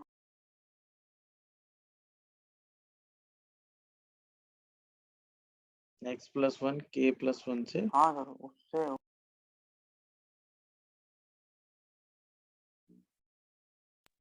x का जैसे एक इंटरवल ले हम लोग k से k+, इसमें प्रॉब्लम ये आ रही कि वो k+1 गड़बड़ा देगा ना। नहीं सर, फिर हम लोग x+1 और k+1 की इक्वालिटी करेंगे, मतलब इनइक्वालिटी बनाएंगे। इसमें k+1 गड़बड़ा देगा। और सोचना पड़ेगा, ऐसे मजा नहीं आया। 1/x और 1/x+1, 1/x और 1/k+1। अब कुछ सही लग रहा है। ये हमेशा इससे छोटा होगा। क्योंकि x जो है वो k से k+1 के बीच में, और k जो है वो एक नेचुरल। मैं इंटीग्रेशन करना नहीं चाह रहा हूँ क्योंकि इंटीग्रेशन करना मेरे हिसाब से सोल्यूशन है नहीं। ये आएगा 1/, लेकिन फिर वही है, हाँ, x+1 ये लेस होगा 1/x इंटू k+1 से। हम k+1 कर लें मल्टीप्लाई, ये आ जाएगा 1/x। अब हम इंटीग्रेट कर दें k से k+1 इंटू dx। इसको भी इंटीग्रेट कर दो k से k+1 इंटू dx। हाँ या ना? अब आ जाएंगे कंज्यूगेटिव, और ये आ जाएगा किससे छोटा? ln ऑफ k, k+1/k से। ये आ जाएगा k से k+1 k+1/x into x+1 into. अभी ठीक लग रहा है। अब हम क्या करेंगे, इसमें लगा देंगे सिग्मा कहाँ से कहाँ तक? 1 से 9 से 98 8 k से k+1 by x into x+1 into D x, ये लेस आ जाएगा सिग्मा k इक्वल टू 1 से 98 ln k+1 बाई k से। माइनस अगर ln इसी को सॉल्व करेंगे तो क्या आएगा? ln 90 ln 9 minus ln 1, ln 1 zero होता ही है, यानी I is less than ln 99, है ना ऑप्शन ये? Yes, yes. वही हमें एक्चुअल में लेफ्ट और राइट फंक्शन मानना था, और ln में आंसर लाने के लिए यहाँ पर 1/x फंक्शन मानना है, k+1 हटाने के लिए डिनोमिनेटर में k+1 लेना है, और वो दोनों यहाँ से एडजस्ट हो ही जाते हैं। x ओवर लेफ्ट k, वाला क्या बेटा? लेफ्ट वाला फंक्शन नहीं। हाँ ये तो आ गया होगा, ये मान लिया था क्या ये? हाँ ये हाँ ये तो दिख गया ना। ओके ये फंक्शन जो है दिख गया। अच्छा लेफ्ट वाले में हमें क्या करना है कि रुक जाओ, 49 में क्या दिक्कत है? हाँ 49 बोलो बेटा, 49 बताओ। 48. 49 में बेटा कहा तो है consider the family of circle centre lie on this line, centre जो है वो इस लाइन पे लाई करता है, और ऐसी जितनी फैमिली ऑफ सर्किल है उसकी डिफरेंशियल इक्वेशन निकालनी है, और फिर उसमें इसकी डिफरेंशियल इक्वेशन ये आ रही है, उसमें पी क्यू की वैल्यू बतानी है। तो ऐसे कितने सर्किल होंगे जिसका center y equal to x line पे लाई करता है? तो सेंटर क्या मान लिया? अरे बोलो, सेंटर क्या मान लिया भाई? a, मान लिया ना, यानी x और y का कोफिशिएंट सेम कर दिया। नहीं समझे? अरे हमें इंडिपेंडेंट आर्बिट्री कांस्टेंट ही तो काउंट करने होते हैं, x square plus y square plus 2gx plus 2fy plus c, ये सर्कल होता है जनरल। अगर सेंटर जो है वो y equal to x line पे होगा तो f और g क्या हो जाएंगे? जल्दी बताओ, सेम हो जाएंगे कि नहीं? तभी तो center y equal to x line पे आएगा। जैसे f और g सेम होंगे तो कितने आर्बिट्री कांस्टेंट बचेंगे? 2। तो यानी हमें कितनी बार डिफरेंशिएट करना पड़ेगा? 2 बार। जब पहली बार डिफरेंशिएट करोगे तो क्या आएगा? ये आएगा। यहां से किसकी वैल्यू निकालोगे? 2a की। अरे बोलोगे 2a की वैल्यू कितनी आएगी? माइनस में x हाँ, plus y divide by d x plus y y dash upon 1 plus y dash times of twice with a minus sine. इसी को दोबारा क्या कर दोगे? डिफरेंशिएट, कंपेयर कर दोगे, आंसर आ जाएगा। कर लोगे? मैं करूं? हो जाएगा सर। पहले होना चाहिए था ना बेटा। 48. 1 plus y dash in bracket 1 plus y y double dash plus y dash का होल स्क्वायर और minus y double dash in bracket x plus y y dash equal to 0। ये आंसर आ गया। इसी को सिंप्लीफाई करके कंपेयर मार देना। कर लेंगे? मैं करूं? हो जाएगा सर। ये पहले हो जाना चाहिए था। चलो 49 के बाद आगे बताओ। 48. एक सेकंड, 71 48 ने एक सेकंड, धीरे धीरे। 48 में बेटा डाउट बताओ क्या है? सीधा उठा के इंटीग्रेट मारना है? नहीं, एफ से दिया कंटिन्यूअस है और एरिया दे रखा है बाउंडेड फंक्शन का, सीधा बाउंडेड फंक्शन का एरिया उठा के कंपेयर कर देना है। एफ डैश ए की वैल्यू, एफ ए की वैल्यू निकाल लेनी है, वहां से आंसर आ जाएगा। f double dash equals to देखो क्या कह रहा है, एफ डैश ए, ये सिंपली ये सॉल्व हो जाएगा कि नहीं पहले तो ये बताओ। वैसे इसको सॉल्व ना करो, सीधा एफ डैश ए की वैल्यू लिख लो और फिर सीधा 0 से a के बीच में fx को कंपेयर कर दो। ये मैंने एक दिन आपको एक बात बताई थी कि अगर आपको 0 से a में fx का एरिया निकालना है और वो a के टर्म में ही दिया है तो सीधा उठा कंपेयर कर देते हैं। याद आया कि नहीं? एक ऑब्जेक्टिव्स में जे मेन वाले एक्सरसाइज में एक क्वेश्चन था ऐसा, याद आया?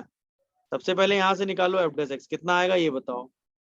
आएगा 2 cos square x square plus 5/6 into 2x और minus 2 cos square 2 x. cos तो एफ डैश ए मिल गया आपको कि नहीं? Yes. 2 cos square a square plus 5/6 into 2a into 2a 2a minus 2 minus cos square. cos square a। अरे बोलोगे? Yes. अब हमसे क्या कहा गया कि 0 से a के बीच में जो fx का एरिया है वो कितना है? f dash a f plus a plus 2। इसको डिफरेंशिएट अब इसी को क्या उठा के कर दो, डिफरेंशिएट करो। जैसे इसको F डबल डिफरेंशिएट करोगे इसको डिफरेंशिएट करोगे ना, ये वैल्यू उठा के यहाँ रख दो, कितना आएगा बस ये बताओ। 2 cos square a square plus 5/6 into 2a minus 2 cos square a और प्लस का 2, ये क्या आ जाएगा 0 से a f(x)। इसको किसके रेफरेंस में डिफरेंशिएट करते हैं, differentiate with respect to a।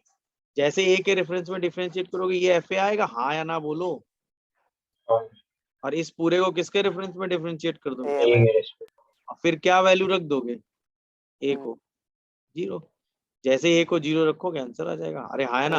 अब चूंकि हमें a को 0 रखना है ये हमें पता ही है, तो डिफरेंशिएट करते वक्त लगाएंगे दिमाग। क्या दिमाग लगाएंगे, 2 cos Differentiate करते हैं। Square a square plus 5/6 into 2, ये तो रखेंगे ही रखेंगे, अरे हाँ या ना। बाकी बचे हुए को डिफरेंशिएट करने में अपना टाइम वेस्ट करेंगे नहीं, बोलो हाँ या ना। हाँ, 0 तो 4a इसका करके हमारा होगा इसका तो डेरिवेटिव 0 करेंगे नहीं cos वाले का, इसको ऐसे ही छोड़ देंगे। माइनस इसको डिफरेंशिएट करोगे तो कितना आ जाएगा 2 sin 2a, अरे हाँ है ना। और a को उठा के रख दो 0। जैसे a को 0 रखोगे ये तो 0 हो जाएगा, ये 0 हो जाएगा। यहाँ पे a को 0 रखोगे तो क्या आएगा 4 इंटू कॉस स्क्वायर 5/6, ये कितनी वैल्यू हो जाएगी 4 इंटू √3।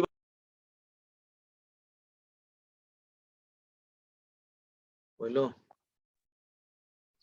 e की पावर, पहला सवाल y इक्वल टू e की power minus x square function क्या होगा, x equal to 0 to x equal to 1 के बीच में।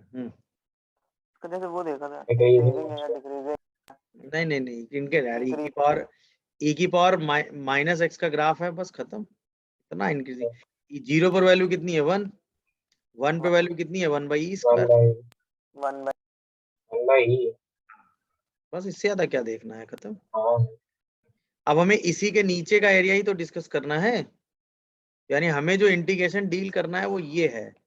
इस इंटीग्रेशन के बारे में अलग अलग लेवल पे कमेंट करना है। तो देखो पहला कॉमन सेंस तो सेम है, ये एरिया इससे बड़ा होगा कि नहीं, ये जो एरिया यस आएगा बड़ा ही होगा। वो इस एरिया से बड़ा होगा, है ना।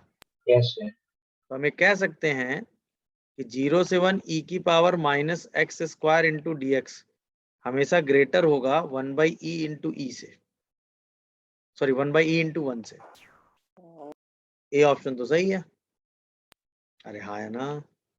अच्छा अब जरा और देखो, सोचो कॉमन सेंस और सोचो, ये जो एरिया आएगा वो इस वाले एरिया से भी तो बड़ा आ जाएगा।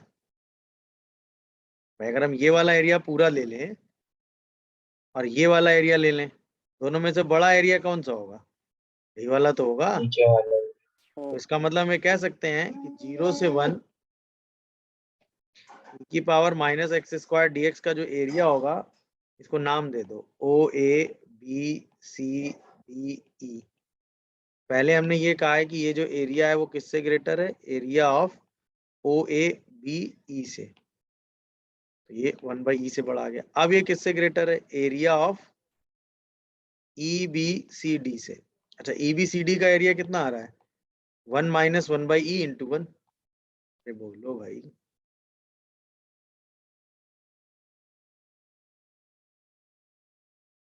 अब ये आ गया 1 माइनस 1/e इंटू 1, तो ये भी ऑप्शन सही हो गया। दो ऑप्शन एकदम सही हो गए कि नहीं बताओ। यस। अच्छा अब अगर आप ये सोचो कि हम बीच में एक लाइन खींच दें x इक्वल टू हाफ की, हाफ की या 1/√2 की लाइन खींचे, अरे हाँ है ना, ये खींच दो, हाँ x इक्वल टू 1/√2 की लाइन खींच दो। और अब जरा ये वाला जो पॉइंट होगा वो कितना हो जाएगा 1/√e, बोलो भाई। समझा रूट टू क्यों मतलब क्यों यानी e को 1/√2 रखोगे 1/√e होगा। 1/√e होगा, यस। 1/√e लिखा है सही तो है, e to the power minus half, हाँ 1/√e होगा ये। अब जरा एरिया निकालो, तो जो अब ये वाला एरिया आएगा, ये वाला पूरा एरिया, ये एरिया इस एरिया से क्या होगा,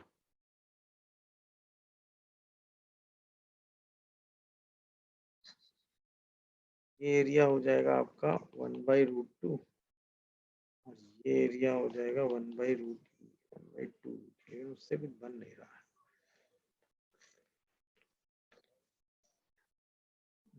तो वो 1/√t की जो लाइन है उसको आगे एक्सटेंड करिए तो वही एरिया दिख जाएगा। 1/√t की लाइन को आगे एक्सटेंड, हाँ तो दूसरा एरिया वही दिखा है। ये वाला, हाँ 1/√t into 1 minus 1/√2। नहीं वो तो इतने पोर्शन का एरिया लिखा है ना, हाँ सर, तो ये और राइट साइड वाला एरिया है, ये उस एरिया से भी बड़ा हो गया। 1/√2 ये एरिया, नहीं 1/√2 ये वाला एरिया, क्योंकि हमें कंपेयर 1/√t लगा के करना। चलो कोई बात नहीं, इसको मान लो p, इसको मान लो q, मान सकते हो। तो अब जरा सोचो, 0 से 1 e की पावर -x² इंटू dx का जो एरिया है वो एरिया है इतना, दिख रहा है सबको? अच्छा, इतने एरिया में हम ये वाला पूरा रेक्टेंगल ले लें तो एरिया कितना आएगा, एरिया ऑफ 1/√2। OPQD और प्लस एरिया ऑफ PABE, मतलब ये वाला इतना एरिया ले लो, तो ये तो एरिया उसमें भी आ रहा है कॉमन, और ये एरिया ले लो, ये दोनों एरिया मिला के ये बन गया। बट अगर ये पूरा एरिया ले लो ये वाला, तो ये एरिया बड़ा हो गया ना, फील आया कि नहीं? ये एरिया हो गया 1/√2 इंटू 1, ये एरिया हो गया कितना, 1 माइनस 1/√2 इंटू 1/√2। 1/√2। अरे हाँ या ना? यस। ये वाला एरिया भी बड़ा हो गया, ये वाला एरिया इससे बड़ा हो गया, तो इसका मतलब क्या हुआ, 0 से 1 e की पावर -x² इंटू dx इससे भी छोटा आ गया। दिखा कि नहीं सबको? बोलो भाई। आपने 1/√2 की लाइन खींची, मतलब कैसे? सोची कैसे ना, रूट ई देख के, रूट ई देख के। रूट ई कब आएगा, जब हम x को क्या रखेंगे 1/√2, सोच के देखो, हाँ तो 1/√2 आएगा, तो इसीलिए हमने 1/√2 की लाइन खींची। अच्छा 1/√2 ही क्यों सोच रहे हैं, क्योंकि 1/√2 भी लाना है। हाँ तो बस वही देख के हमने, बस इसमें कुछ नहीं करना था, बस उसका एरिया कंपेयर करना था, वही एरिया हमने अलग अलग उस पर कंपेयर कर दिया। डन, समझे अप्रोच की नहीं भाई? हाँ। Yes sir. चलो 57 के बाद और बोलो। 71 का ए 71 का ए पार्ट, 71 का ए पार्ट। अरे इसमें तो पहले डिफरेंशियल इक्वेशन सॉल्व करके वो निकाल लो, बताया तो था ये तुमको, एंड तो उसकी डोमेन बतानी है जो आंसर आ रहा है इसका। ठीक है सर, करेंगे। अरे पहले इसकी निकालो डिफरेंशियल इक्वेशन, उससे निकालो इसका सोल्यूशन, फिर उसकी डोमेन बता दो। ठीक। यही तो पूछा है, in which interval this function is satisfy, कोई फंक्शन कहाँ सेटिस्फाई हो रहा है। पूछा गया है interval contain domain of definition of non zero solution of differential equation. इस डिफरेंशियल इक्वेशन का सोल्यूशन क्या होता है, एक फंक्शन आएगा ना। कितने लोग ये बात समझे क्या बोल रहा हूं मैं? तुम भी नहीं समझ रहे हो। यहां से क्या लिखा है, डिफरेंशियल इक्वेशन ही तो लिखी है।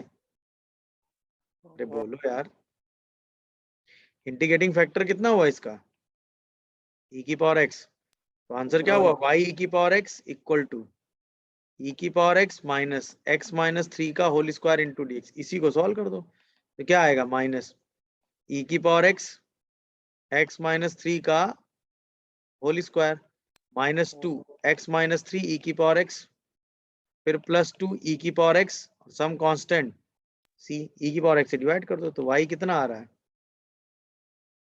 माइनस x माइनस 3 का whole square minus 2x minus 3, बोलो प्लस का 2 प्लस और प्लस c इंटू ई की power sir plus 2x minus 3 हो। ये डोमेन तो सही है सर, सारे रियल नंबर। ये कह रहे हो, ये यस प्लस क्यों होगा, अल्टरनेट नीचे प्लस नीचे। माइनस चलता है ना। अच्छा ठीक है। अरे यार, अब अब इस फंक्शन की डोमेन बतानी है तो इसके डोमेन तो दिख रही है ना, ऑल रियल। और- ऑली ये ऑल रियल लेता है, ये ऑल रियल लेता है, तो डोमेन ऑल रियल नहीं हो गई? नहीं। चलो 71 का ये हो गया। और बोलो। set हाँ पूछो पूछो सुमित। हाँ सुमित पूछो। शिशिर तुमने नहीं किया है क्या बेटा? कुछ चलेगा क्या? तुम है ही नहीं क्या शिशिर? सर एक ये पूछ, हाँ जैसे कोई फंक्शन दिया और उसकी हाँ। हम लोगों को जैसे 2 पॉइंट के बीच में आर्क निकालनी हो, आर्क लेंथ, तो कैसे निकालते? लेंथ ऑफ आर्क का एक फॉर्मूला होता है। वो एक क्वेश्चन में जरूर। लेंथ ऑफ आर्क का एक फॉर्मूला होता है 1 plus d y by d x का होल क्यूब इसका root by d2y by dx2, ऐसे कुछ करके एक फॉर्मूला होता है लेंथ ऑफ आर्क का, शायद यही होता है। ये आया की लेंथ होगा कहाँ से निकाल हैं? मतलब इसको कितनी ये कहाँ से आया पता है? इस फॉर्मूले को हाँ, चेक करने का एक टेक्निक है मेरे पास। जैसे x square plus y square equal to r square होता है ना, ये रिजल्ट इसमें वैलिड हो जाता है। रेडियस और कर्वेचर होती है। हाँ वही, उसी को लेंथ ऑफ आर्क बोलते हैं। उसी को बोल, नहीं उसका एक रिजल्ट होता है दिमाग उसका में। उसको नहीं। लेंथ ऑफ आर्क का एक डायरेक्ट रिजल्ट होता है। नहीं किस क्वेश्चन में था वैसे, दिखाइए जरा। एडवांस के क्वेश्चन नंबर 12 पैसेज था क्या? वो पैसेज था?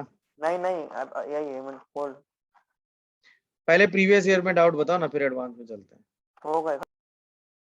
और किसी के पास कुछ हो तो बोलो।